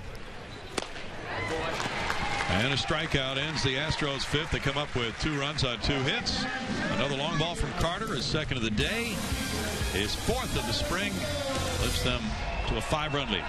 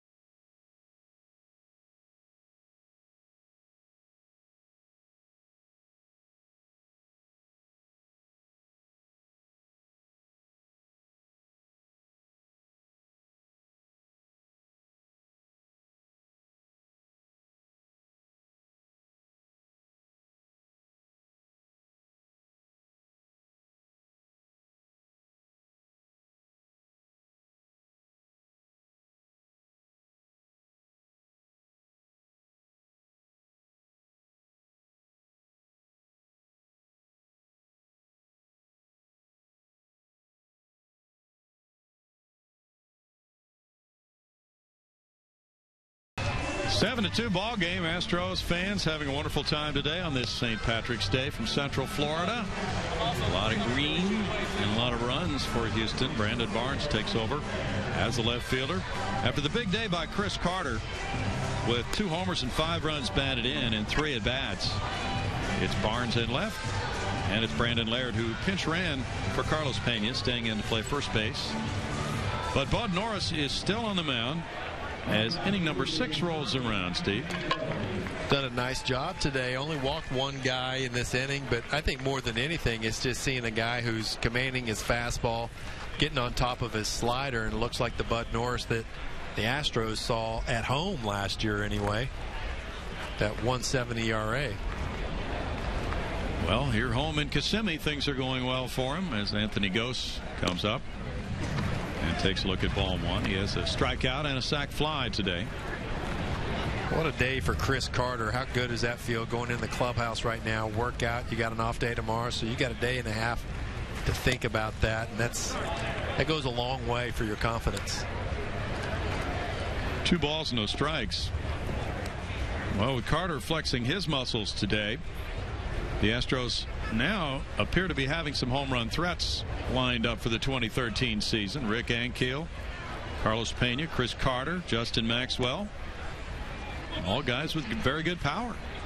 Astros, you mentioned earlier, leading the Grapefruit League in home runs and on base percentage, which is a great thing to see for the Astros. Only trailing in all of Major League Baseball the Seattle Mariners in home runs this spring. It's a great sign. Norris is upstairs, and it's a 4-pitch walk to Anthony Gose. Second walk for Bud. The first one came last inning. So perhaps the legs are tiring, but he'll try to get through it. And it's Rajai Davis coming up next. 62 pitches for Bud, so it's a low pitch count. See a little bit of action down in the bullpen start to speed up. Dennis Martinez, the bullpen coach out there for the Astros, getting word from the bench to speed Bedard up. I think he's already ready in case he needs to come in. Left-handed hitter Luis Jimenez on deck, so perhaps that's when Bedard will be brought in. There's strike one. Davis takes a look down for signs at third. The Astros have out-hit the Blue Jays 7-3 today. Toronto with a record of 8-12 with 1 tie. Houston is 8-11 with 2 ties this spring. The throw goes over. We've seen some folks who have made the trip over from the Houston area and other areas. Grace Perez came in last night. She was over at the game with the Nationals. Got to see that good show from Carlos Correa and the youngsters. And Rick Ankiel with a homer. And then today, coming in from Nashville, Brian C. He's been an Astros fan for many years. He grew up in Houston, but he's lived in Nashville for years, but he has never been to a spring training game. So wow. This is his first spring training game. Is that Grace Perez, the Amazing Grace? It is the Amazing Grace. Wow. Yeah. A lot of Astros fans got here early today, and a lot of them are wearing green. They stayed late, too. This is a great crowd here. I think it's the best crowd yet this spring. Yeah, just a nice day to be out, isn't it? Sure, it is. It's not nice sizzling breeze. hot. Nope. You had a nice chat on the pregame show with Carlos Corporon. Chopper over the mound. There's the out. Altuve gets it over to first for a double play. Quick hands for Altuve. The ball led him to the bag, but then he got rid of it quickly once he got there.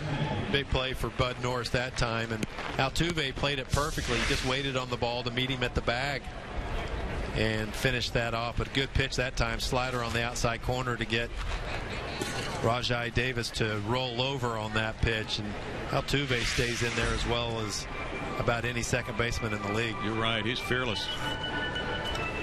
65 pitches now for Norris, and Luis Jimenez is the batter. He's 1 for 2. Yeah, Carlos Corporon was talking with you on the pregame show about some of the finer arts of catching. That was an interesting discussion. He's talking about how he tries to receive balls on the inside corner and the outside corner and tries to keep his eyes behind the glove. So he'll move a little bit with that to stay behind that pitch and give the umpire a better look. A lot of times when guys try to stab it with their glove, the ball will take their glove out of the strike zone and give the impression to the umpire that it's out of the zone. 1 ball, 1 strike. There's the bullpen action. See him move over there. He's just trying to keep his eyes behind the baseball as much as he can. And these Astros catchers have had to learn a lot of new pitchers here in spring training, so they've had to probably catch more than they're used to. Popped up. The shift on. Laird is in with the catch. And in the 6th inning, it's another 0 for Bud Norris and a 7-2 lead for the Astros.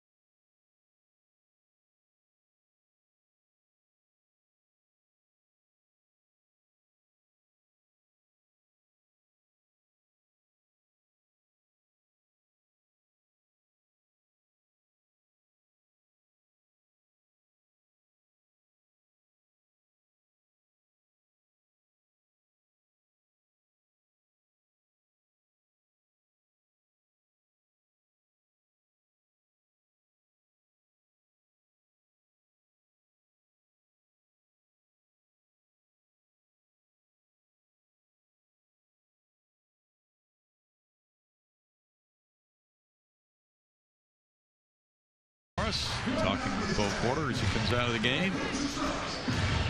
Did very well today. Come get a behind-the-scenes look at Minute Maid Park. Learn all about the ballpark by visiting areas like historic Union Station, the broadcasting booth, luxury suites, the Diamond Club, and much more. For more information, visit astros.com/tours or call 713-259-TOUR to schedule your tour today. A nice day for Bud Norris as he continues to get closer to his first start of the Major League season in 2013. And it's a 6-game homestand to open the year for the Astros. 3 against Texas, 3 against Oakland. He could be pitching twice at home before the Astros go on that 9-game road trip. Yeah, that opening day guy is going to get 2 starts at home. And maybe if you look at those splits, that may persuade Bo Porter to stick his right-hander in that slot. Bud going 6 innings, first Astros pitcher this spring to stretch it out to 6 innings. He did a great job. 3 hits, 2 runs, a couple of walks, and 5 punchies. Jason Castro faces the lefty, Brett Cecil, and gets a high breaking ball for ball 1. Castro's 0 for 2. Brandon Morrow, the starter, went 4 2/3 for the Blue Jays, giving up 7 hits and 7 runs, 6 of them earned. That one heads into center field and deep for Ghost. Ghost looking up, and that one disappears. Jason Castro with home run number 4 of the spring. It's the 3rd Houston long ball of the day to make it 8-2. That ball was crushed. That's off of a left-handed pitcher, and John Maley, the hitting coach for the Astros, has been throwing a lot of batting practice to Jason Castro from almost behind him to make sure he keeps that front shoulder closed. Look at that. That's keeping it closed, retaining his power, and hitting a bomb to straightaway center field. That's big time. 31 homers for the Astros this spring. There's strike 1 to J.D. Martinez. I tell you, Castro's been taking batting practice, and you're just looking over just saying, man, who's that hitting? He's just killing it. And Chris Carter now tied for the club lead in long balls. Carter hit 2 in this game, and Castro also has 4. And that gives him 9 runs batted in. It's hitting coach John Maley.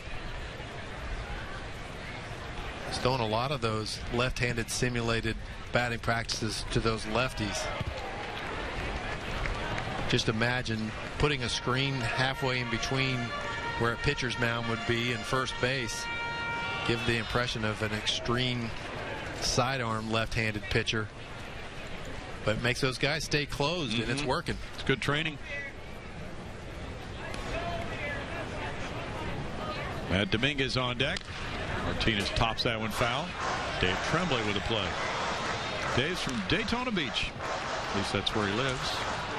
Not too far from home. Probably skip over there on the off day tomorrow. Yeah. The battery mates continue their discussion.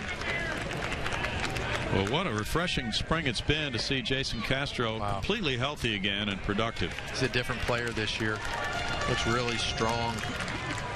A lot more agile behind the dish. Blocking baseballs better, moving better laterally. Looks really stable on his swing. That's from healthy legs. A shot to third, and LaRoche takes care of out number 1 as J.D. Martinez grounds out. You know, you just think about the offense the Astros could potentially get, because Carlos Corporon also has swung a nice bat this spring. Yeah. With he and Castro teaming up, and that is one area of the team that appears completely set right now. Yeah, I think you're right, and I think Bo Porter alluded to that this morning, that very thing, that really happy with both guys, and I think both he and Doug Brocail and the entire pitching staff are happy that you've got 2 guys on the team that all your pitchers enjoy throwing to as well. Matt Dominguez is 0 for 2. 2 fly balls for Matt. Tyler Green on deck. That's upstairs for ball 1. Pitcher Brett Cecil lost a lot of weight 2 or 3 years ago, and when he did that, he did it on purpose. He lost about 3 or 4 miles per hour as well. He's never gotten it back. Uh-oh. Time for a weight gaining program. I'm on it. 1 ball, 1 strike. Cecil's 26 years old. He's from Dunkirk, Maryland. And he went to the University of Maryland. When he was drafted in 07 with a supplemental pick, he was a closer, but then became a starter later on. Now back to the bullpen. In 2010, Brett Cecil was 15-7 with a 4.22 ERA, and he made 28 starts that year. Last year he made only 9 starts and spent time in the minor leagues. So trying to regain that top form from 3 years ago now.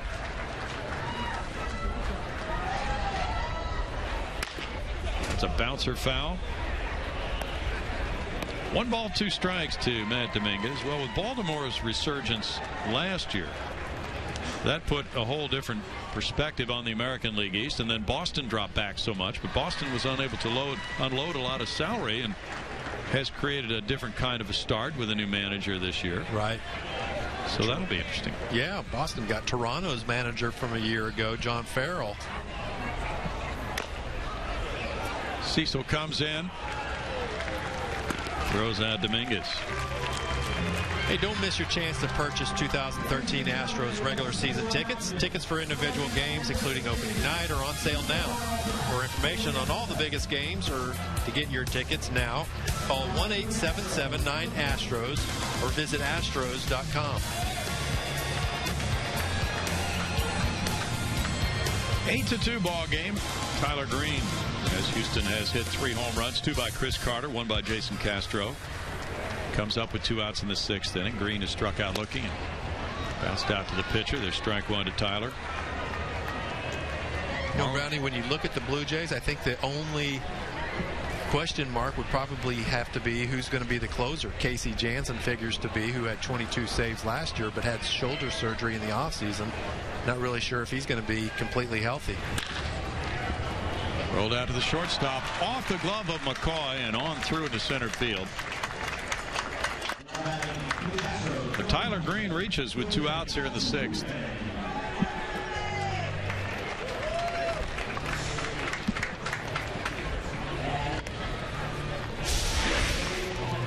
See Tyler loading up and hitting that ball hard up the middle that time. Sometimes it just takes 1 at bat to get a guy going again. Green looking for anything positive from the offensive standpoint right now, and spring training sometimes takes some guys a little longer to get locked in, especially with your timing. Still watching to see if that was a hit or not. Strike to Altuve, strike 1. What would you give him, a hit on that? Yeah, I think so. That's okay. A tough chance up the middle. Green runs well down the line. Not positive he would have thrown out Green anyway if he'd have flagged it down. Right. Claudio Vargas warms up for the Blue Jays down in the bullpen. Nate Fryman's on deck. Well, he keeps that one in front of him, and Cecil makes the play on Altuve. In the 6th inning, Castro unloads home run number 4 to straightaway center field. Houston leads at 8-2.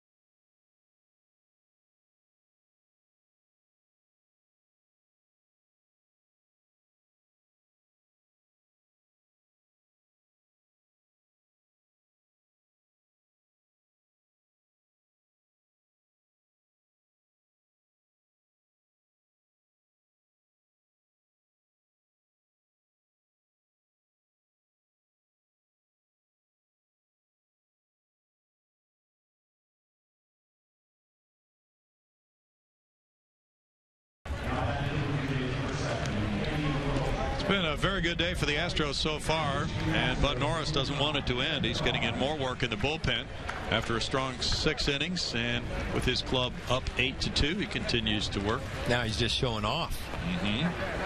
Letting those fans down there know how he got all these guys out. Guy in the orange is taking notes. His pitching line is solid. 6 innings, 3 hits, 2 runs, 2 walks, 5 strikeouts for Bud Norris. Eric Bedard is in the game now, and there's strike 1 as he works the 7th inning for Houston. Andy LaRoche swung through that one. Bedard has just returned to action. He has strained gluteus muscle and has pitched 1 inning in his only outing since coming back from that problem. It's a real pain in the rear. You ever strained your gluteus? Oh, yeah. I did just walking here. Absolutely. Just getting out of the chair can do that. 1 ball, 1 strike as it's 8-2 Houston. Bedard is vying for a spot in the 5-man starting rotation, but pitching in relief today until he stretches it out. Breaking ball in for a strike. And you know, as you talked about things like Bud Norris going 6 today, Sparky, and looking for all the world like maybe an opening day starter, although Lucas Harrell also looked good last night. You see Bedard, and he just doesn't have many innings so far, only 3 innings on the stat sheet.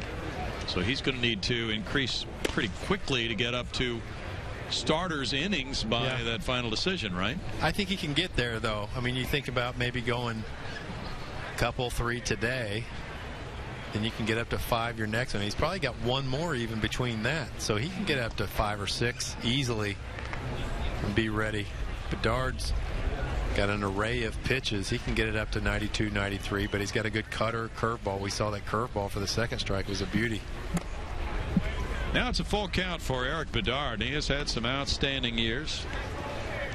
He's been with Baltimore and Seattle and Pittsburgh. Last year, a very rough year for him.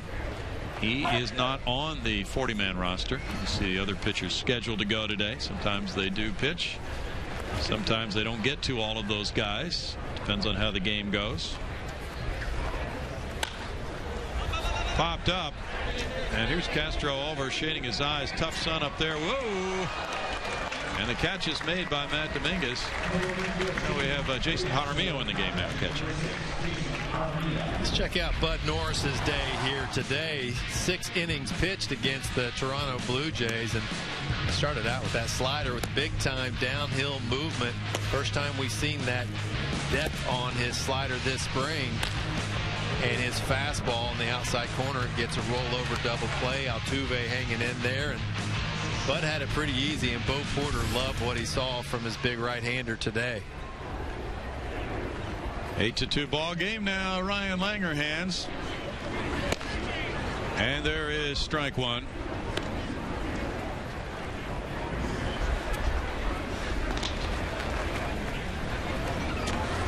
Good lefty-lefty matchup this time from Bedard.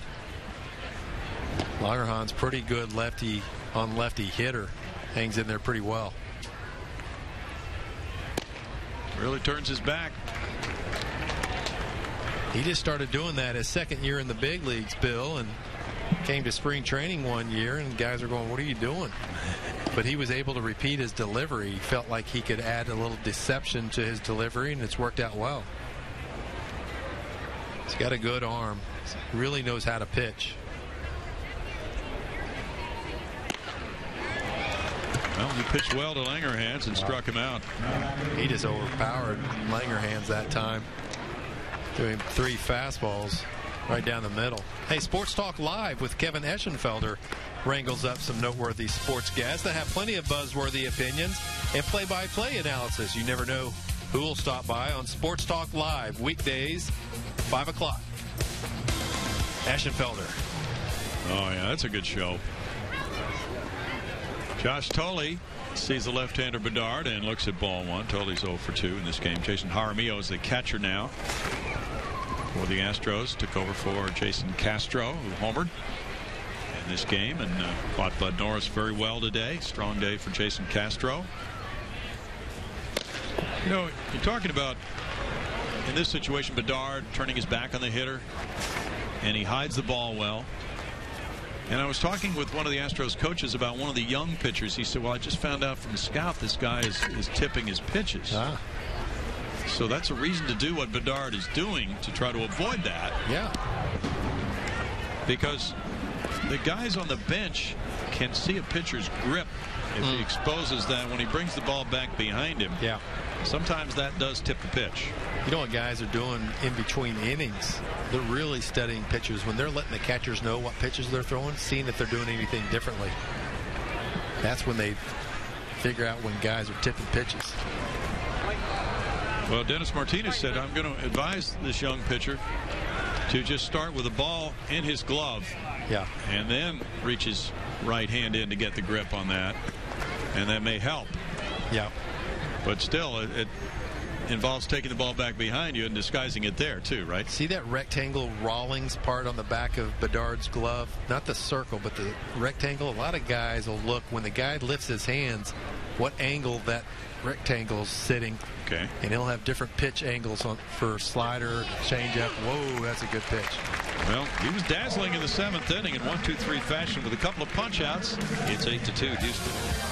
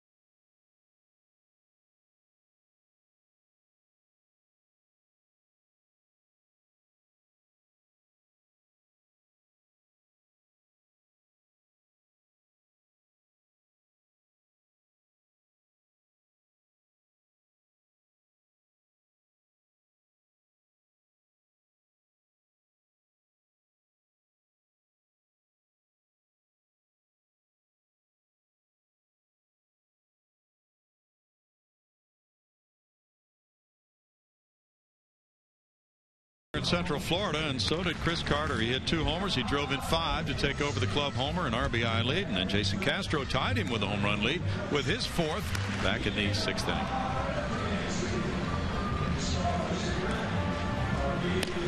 Check out these home runs by the Astros. Chris Carter picking on a heater.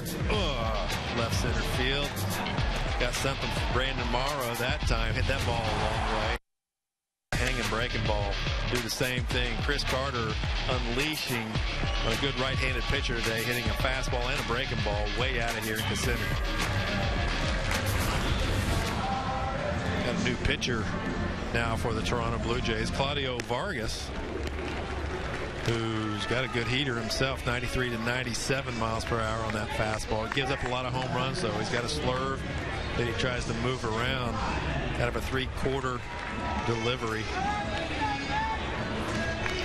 And he gives up a lot of home runs, and the Astros have hit 3 on the day, including 2 by Carter and 1 on Jason Castro straight away center field. And there's a guy right here. If he gets a hold of one Brownie, he can hit it a long way. Well, let's see if that happens with Nate Fryman. He put on a show during batting practice today. And there's ball 1 to the big 6'8" strong man who went to Duke University. Rick Ankiel was 1 for 3 while he was in the game as DH. Nate Fryman takes over in that number 2 spot in the lineup. Fryman hit a home run to right field a few days ago. He hits the ball in addition to those power shots to left field. He can show that power to the opposite field as well. Hit for a nice batting average at San Antonio last year.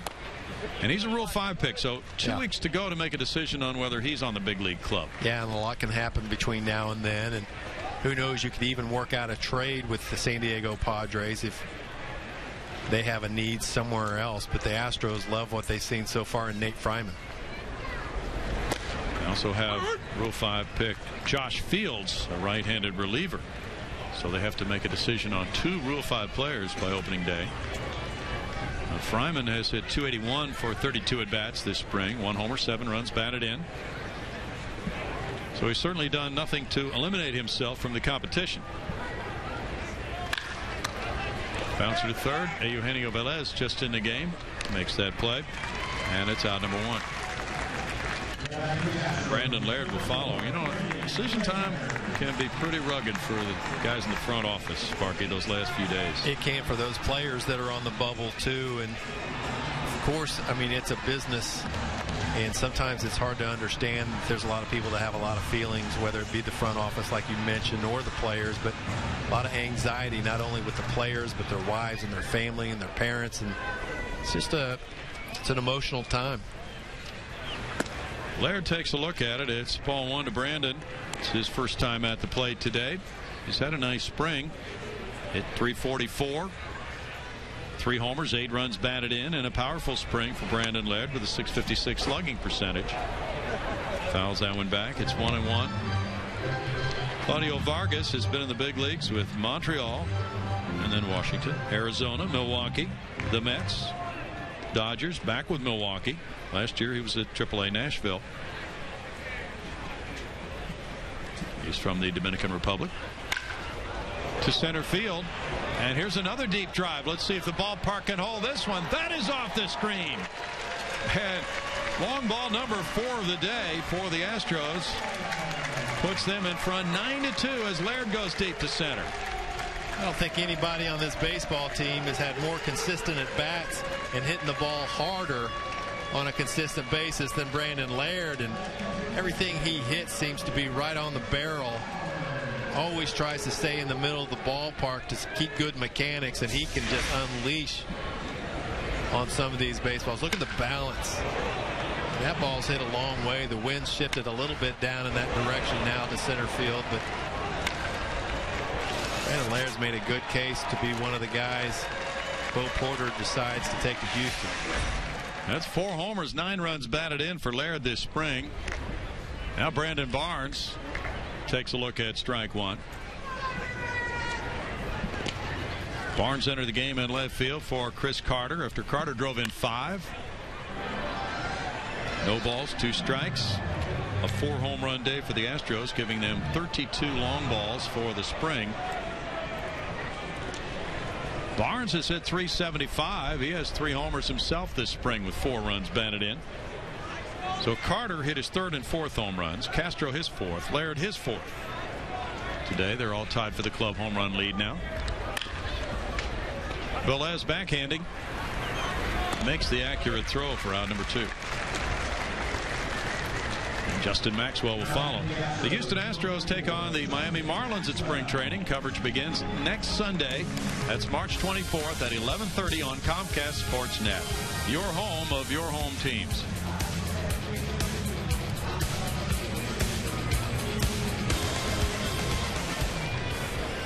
9-2 lead as Maxwell looks for more. J-Max has 2 extra base hits, a triple and a double. He's driven in runs with both of those in a 2-for-3 day. We mentioned it looked like Maxwell's timing was getting better and better in the last few days and starting to pay off today. And for a guy like Justin, he doesn't really have to worry about making the big league club, so his results are not as important as for a young guy who has not been with the major league club before, we'll say. And you know, the guys who have played a lot of baseball, as Justin did last year, and showed well and doesn't seem to have a strong contender for his everyday spot in center field. Right. Can leisurely approach things if he wants to. You know, he wants to be at a peak come opening day. So what he does right now is indicative that he's getting closer to where he wants to be 2 weeks from right now. Well, it's just leading up to it, and this is what he's looking for on opening day. Just keeping his head still, staying back on baseballs, letting his hands work, and just driving the baseball. He's got so much strength, Brownie, that he can hit balls to all part of the field. He's got plenty of power. There's no need to try to get out there with his body. Jason Jaramillo, the switch hitting catcher, is the batter. He's up for the first time today. There's ball one to the former Oklahoma State Cowboy. Jaramillo is not on the roster. He is 4 for 14 this spring for a .286 average, has 1 RBI.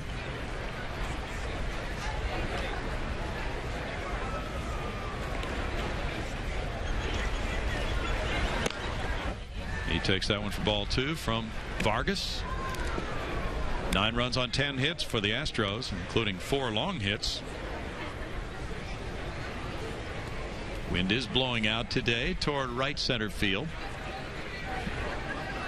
J.D. Martinez is on deck.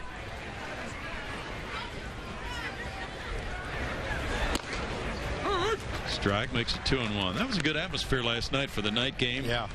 Against the Nationals with Strasburg pitching. Big 2 RBI by backup catcher Rene Garcia. I think there's 4 catchers left in camp now with Jaramillo, Garcia doing a nice job with game-winning RBIs. This one out to center field off the bat of Jaramillo for out number 3. And the Laird home run is the quartet of long balls today for the Astros, and now 3 players tied for the club lead with 4, making it 9-2 Houston. The number 1 for every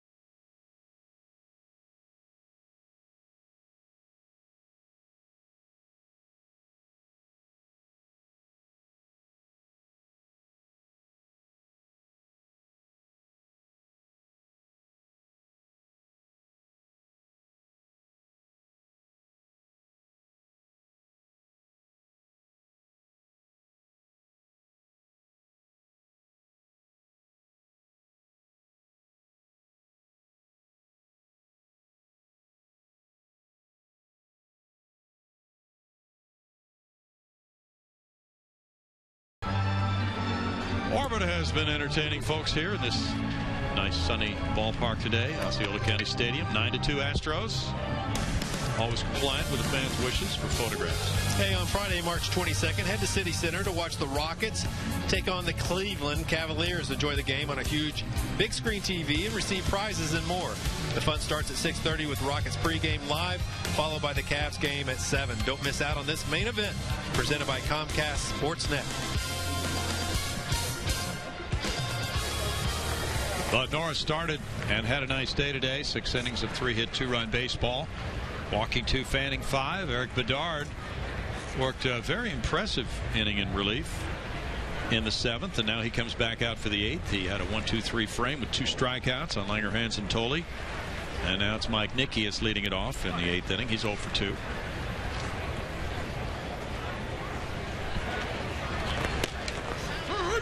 That's strike 1. Bedard could be the only lefty in the Astros rotation if he's able to slide in there and take that spot. Phil Humber, another of those brought into the Astros camp here in 2013, has laid claim to one of those spots, at least for many as of now. Yeah. Out to right center field. That looks like a gapper and extra bases. Nickius heads for second. Maxwell picks it up. Leadoff double for the DH. Good piece of hitting that time by Nickius. Just taking that fastball away and serving it out in the right center field and split the gap out there between Maxwell and J.D. Martinez. Check out this. Fastball outside corner. Don't try to do too much with it. Last thing you want to do is try to pull that pitch. It just elevated it enough he could drive it in the gap. This is Marcus Necht, an outfielder batting now for the first time today.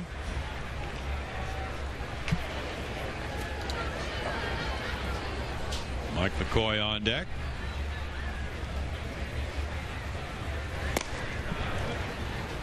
Necht takes that pitch from Bedard, and it's ball 1. Bedard is 34 years old, native of Canada. Last year with the Pirates, he was 7-14 with a 5.01 ERA. He made 24 starts for them. 1 ball, 1 strike. Back in 07 with Baltimore, he was 13-5 with a 3.16. Sparky. I like what I see from Bedard. I think there's a lot of deception there, and I think it's a great advantage for a team to get a different look from the left side in the rotation. Makes his speeds well. Veteran, knows how to pitch. Pitches inside really effectively. He's been an opening day starter twice in his career. He's had left shoulder surgery a couple of times. He's got the veins in his biceps. Pretty strong for a pitcher. You bet. 3 balls and a strike. Got a little lather going out there here in the warm sun in Florida. It's got to feel pretty good, though. The weather has been pretty chilly throughout much of the spring. Yeah, especially in the mornings. 3 balls, 2 strikes. Astros players typically get out to the field and start stretching around 9:30. The minor leagues start even earlier than that, but typically when they start and they're starting to stretch, it's been in the 40s most days. See Doug Brocail in the middle there. Dan Radisson on your left. Bo Porter on the right.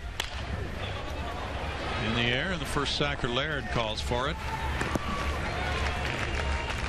Dan Radisson's the assistant hitting coach. He has been spending many hours in the video room with Jim Summers. And of course John Maley's in there constantly. Yeah, so they're sitting next to each other now. They're talking about guys, making sure they're on the same page. So if one certain hitter goes to one guy on a particular day, the other guy's telling them a lot of the same things, so they continue to work the same things. You see a lot of major league teams now going to 2 hitting coaches now because it's just so much work involved. Strike to Mike McCoy. McCoy doubled in the 3rd inning. He's 1 for 2.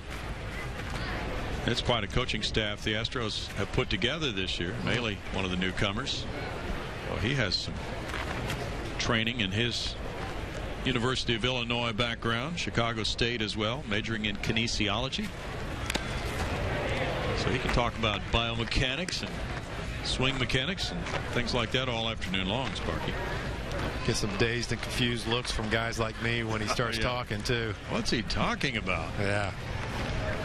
But when he says, see it and hit it, guys can relate. He does a good job communicating with all these players. They're really excited about working with John Maley this year. He's going to like his work in the video room after this game with the home run bats coming out. Oh, yeah. 1 ball, 2 strikes. And going back to that first run when the infield was laying back and Carter hit the ground ball for the first run of the day in the 1st inning, scoring Altuve. That was a great piece of hitting. Situational hitting goes a long way in close baseball games.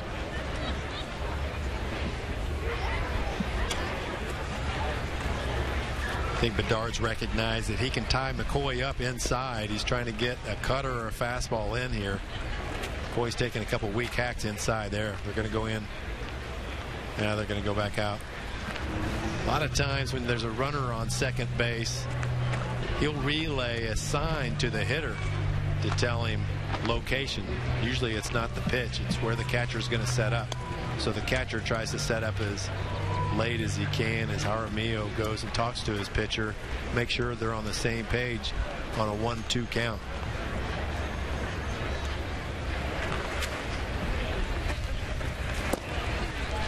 Tries to backdoor the cutter that time. Bedard a little upset with his execution on that pitch. He knows he had McCoy set up looking for a fastball in. If he could have backdoored that slider that time, he would have frozen him. Trying to go back out. Got him looking. 3rd strikeout for Bedard. Is it difficult for a guy in Bedard's shoes to come first of all to a new team and have to make the club?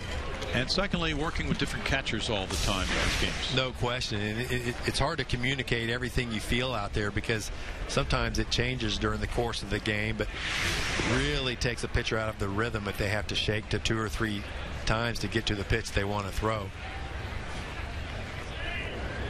Rhythm's a big part of feeling comfortable out there. Now Lance Zawadski is in the game in center field. First time up for Zawadski, ball 1. He took over for Anthony Gose.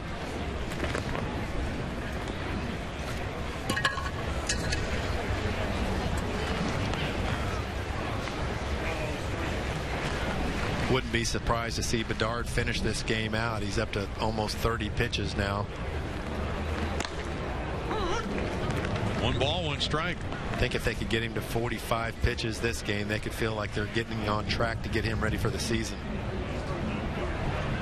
With probably 3 more starts left before it would be his turn if he was the 4th or 5th starter. Phil Humber had a 5-inning save, didn't he? He did. His last 2 outings, he's thrown 9 innings, no runs, and just 2 hits. 1 and 2. Phil Humber has a whip of 0.64, third best in the majors in spring training. It's a good whip. If you prefer ERA, 1.29. Doug Brocail has to like that stat as well on Phil Humber. I prefer whip. Okay. Walks and hits per innings pitched. And after the leadoff double, 2 strikeouts after the pop-up. Give Bedard a 2nd straight scoreless inning and keep the Astros in front. Wouldn't it be nice to get a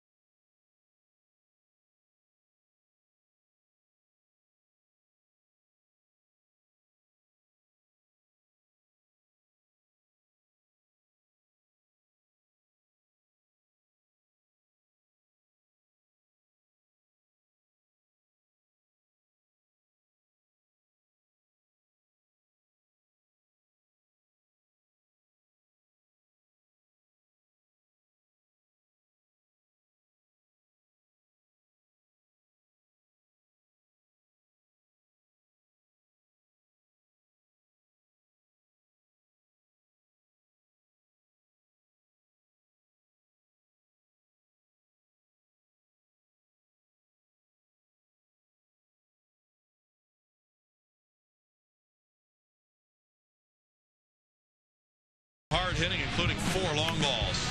Good situational hitting by Chris Carter that time to get a run in for his first RBI of the game. And Justin Maxwell drives a baseball into left center field gap for an RBI triple. And then he'll score on the error that looked like we were in Williamsport at that point. Carlos Pena laces the ball down the right field line ahead of Chris Carter, picking on a fastball to deep left center field for a 2-run homer and his 3rd RBI. And look in the 5th inning.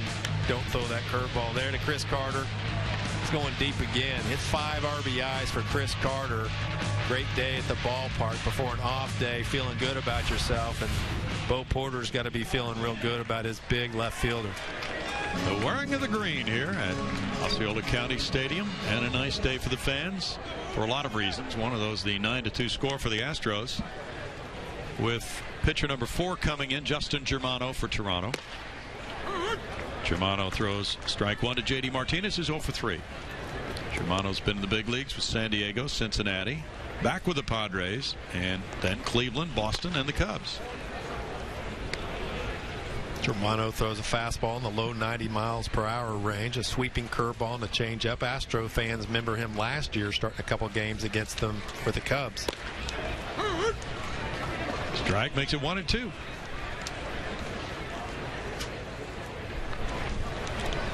Tall, rangy right-hander. He's got good command of his pitches, good movement. Leaves the ball up in the zone from time to time.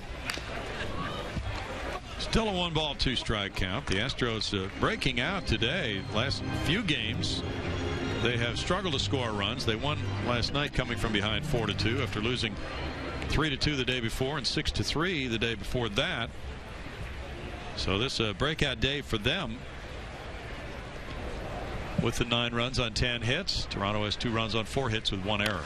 There's a line shot headed for the left field corner. J.D. Martinez joins in the extra base hit parade.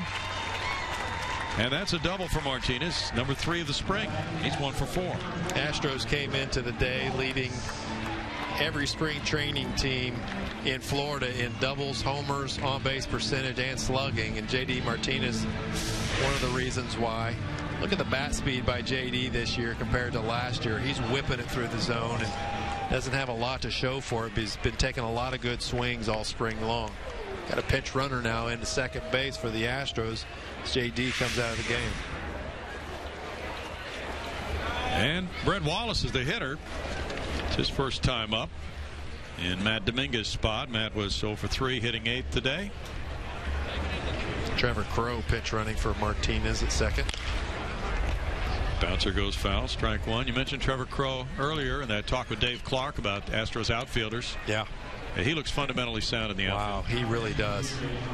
Had a great night last night facing the Nationals and Steven Strasburg. 3 base hits. Really tough, good at bats the entire time. Former first rounder 2005 with the Cleveland Indians. Really versatile. It's no balls, 2 strikes to Brett Wallace.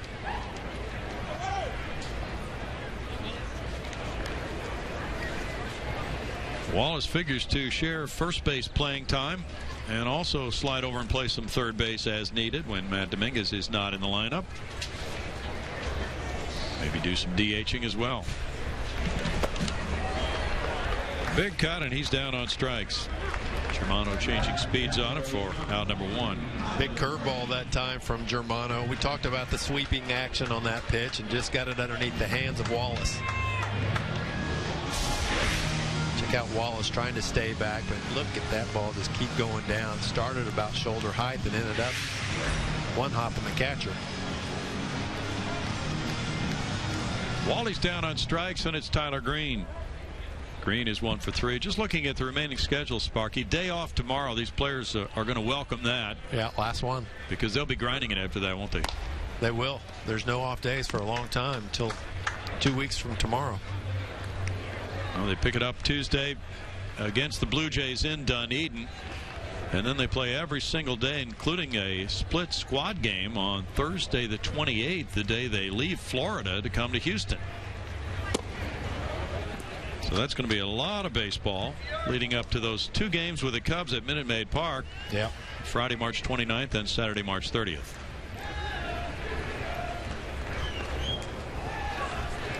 In the 2 games, Tuesday the 26th of March and Wednesday the 27th against the Yankees and Mets are both on the road at Tampa Tuesday night and at Port St. Lucie Wednesday night.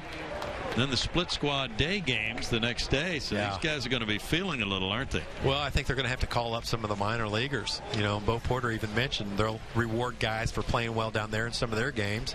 But they also want to take a look at a lot of guys, new coaching staff, a lot of good prospects in the organization. It's a good chance for those guys, as we saw last night, to come up and get a taste, perhaps get them a little hungrier. I mean, it was really exciting. I know for those guys, but even for us just watching, I mean, it was fun to watch Carlos Correa and Jonathan Singleton. I mean, what an at bat he put on. This one in the air to center field. Sawatsky over, and the Sun's giving him problems, and it is loose in right center field.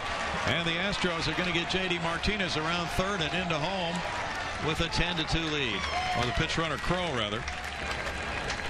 Crowe scoring to make it 10-2 on a ball that was lost out in center by Sawatsky. And Green winds up at third. You don't want to laugh at Sawatsky right here. He hung in there as long as you can, but he took it off the ribs. Tried to hang in there as long as he could, but staring right into, right off the right tricep. It skipped all the way out to the wall, and nothing you can do about it, man. You're staring into the sun. You can hang in there as long as you can, but human nature takes over at some point.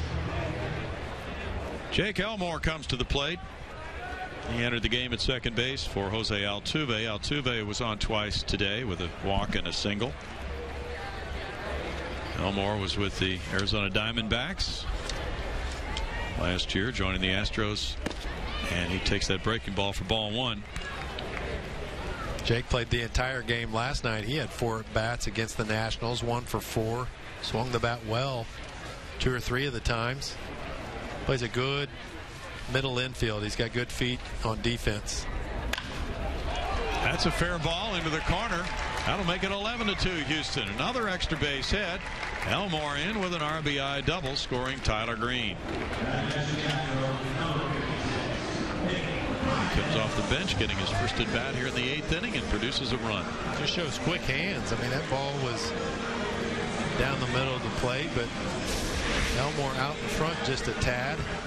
Check out those quick hands. Downward path to the baseball to rocket it down the third base line. That's 12 hits for the Astros. 11 runs, and they're up by 9 with Nate Fryman batting. Fryman grounded out to third in the 7th inning. And that's ball 1. He's kind of a gentle giant sort of guy, but Bo Porter was trying to pump him up during batting practice today.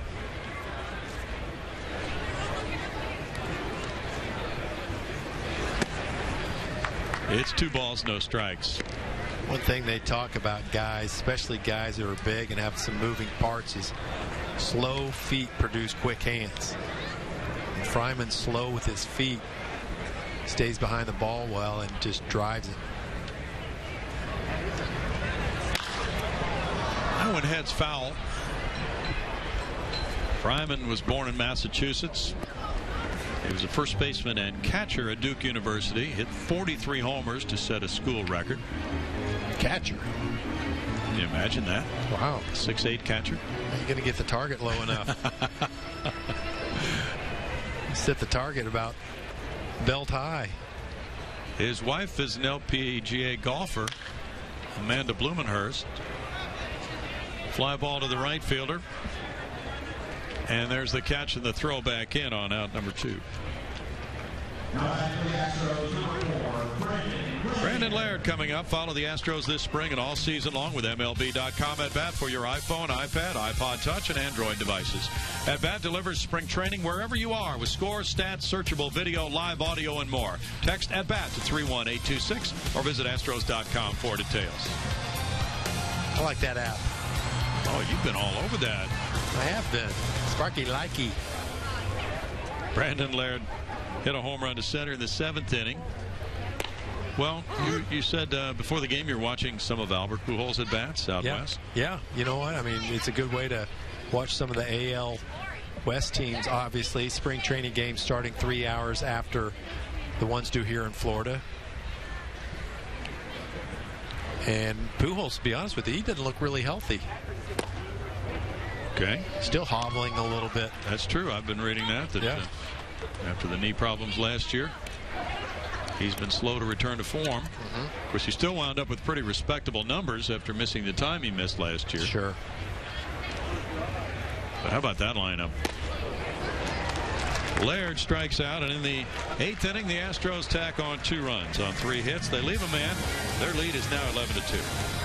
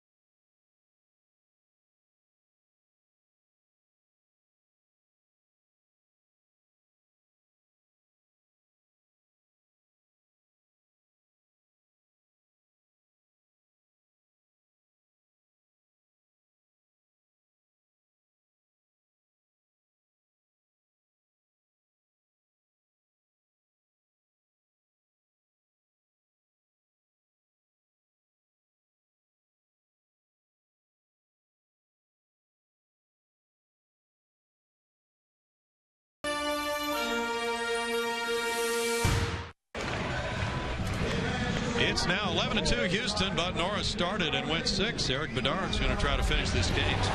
2 frames, he's looked pretty good. He's got 4 punch outs. He'll turn his back to the hitter and fastball away. Longer Hans, check you later. Fastball inside corner lefty. Check out what he does on the righty. Fastball freezes him. Fastball to another lefty. He's got 4 punch outs in 2 innings, looking real strong. See if he can close this thing out for the Astros. 9th inning rolls around, and it's lefty hitting Ryan Schimpf batting for Toronto. First time up for him today. And there's strike 1. We have several defensive changes for Bo Porter's club with the 9-run lead. So guys get to leave this game if they've been playing most of the day and head for the showers and get a little head start on that off day tomorrow. No balls, 2 strikes. Really good deception from Bedard. Check out in left field, Trevor Crowe now for the Astros. Right field, Brandon Barnes. It's pretty good outfield. They can cover some ground. Marwin Gonzalez at third base.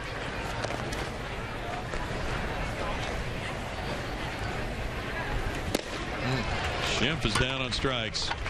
5 strikeouts for Bedard. Schimpf was stooged that time. Fastball, 2-seamer sinking underneath his bat. Check out Bedard's fastball on the heater.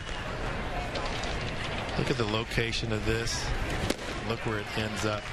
Starts out at the glove and ends up on the inner third of the plate. Just good, hard, late movement from the lefty. 5 punch outs now and 2 1/3.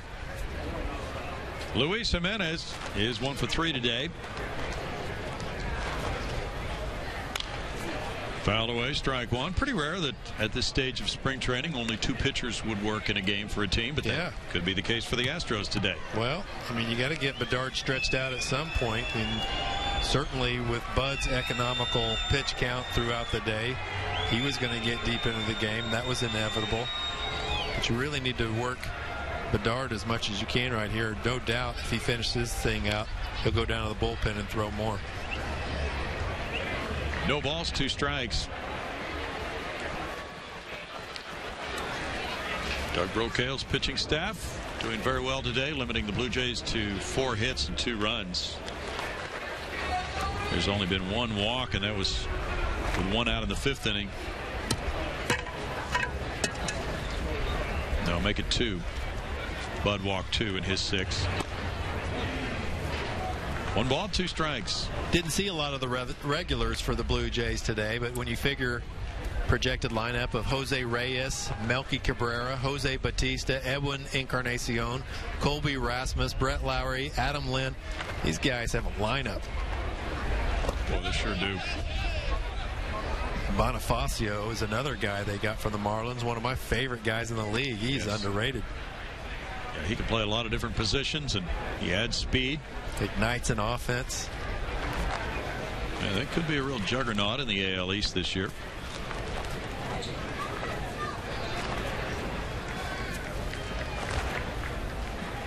They really upped the ante on payroll, and so did Cleveland over the winter.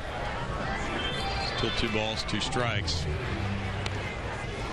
And of course the Dodgers did the same in the National League, but then people are wondering, will that club click with all the changes they've made? Yeah, that's a lot of pressure. Right? If I'm Don Mattingly, I'm feeling it a little bit. Got that big of a payroll, and don't know if a lot of these guys are in their prime or just past it. I know they've got 8 starters. Yeah. Bedard drops down. The pitch is upstairs. Check swing call made by Laz Diaz. It's 3-2. Check out Jimenez right here. Lefty tries to stay in there, and looks like he held up that time. Looked like a good call. Yeah. Laz usually makes real good calls. He's a Marine, you know. Swinging a foul ball. Usually you favor the call of a swing, though, Sparky. So I do, but I love Laz Diaz. He looks like he has a lot of fun, so I'm just going to be biased toward him. He's a fan favorite out here, too. He's a local guy from the Orlando area. And yeah, he just looks like he's one of those guys you can approach, you know, and as a player, that's all you can ask for as a guy. Be consistent and being able to approach, you know, just, all right, where'd you have that pitch?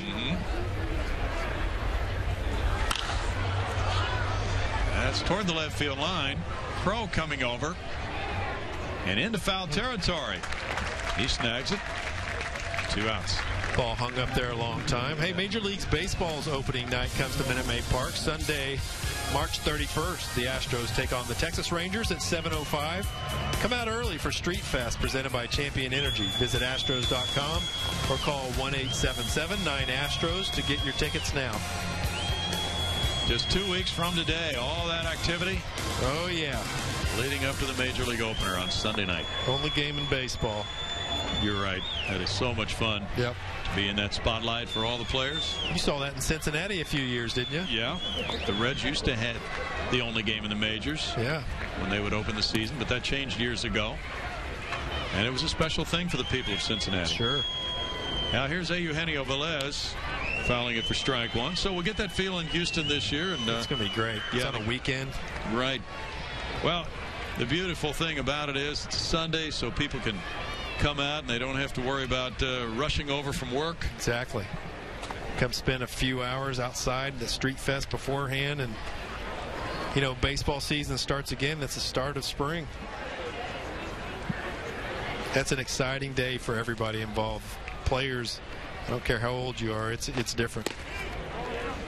Good breaking ball that time. It just missed outside. But ours looks pretty crisp, Brownie. Yep. Nobody warming up in the pen. He's the guy to finish this game and get a 3-inning save.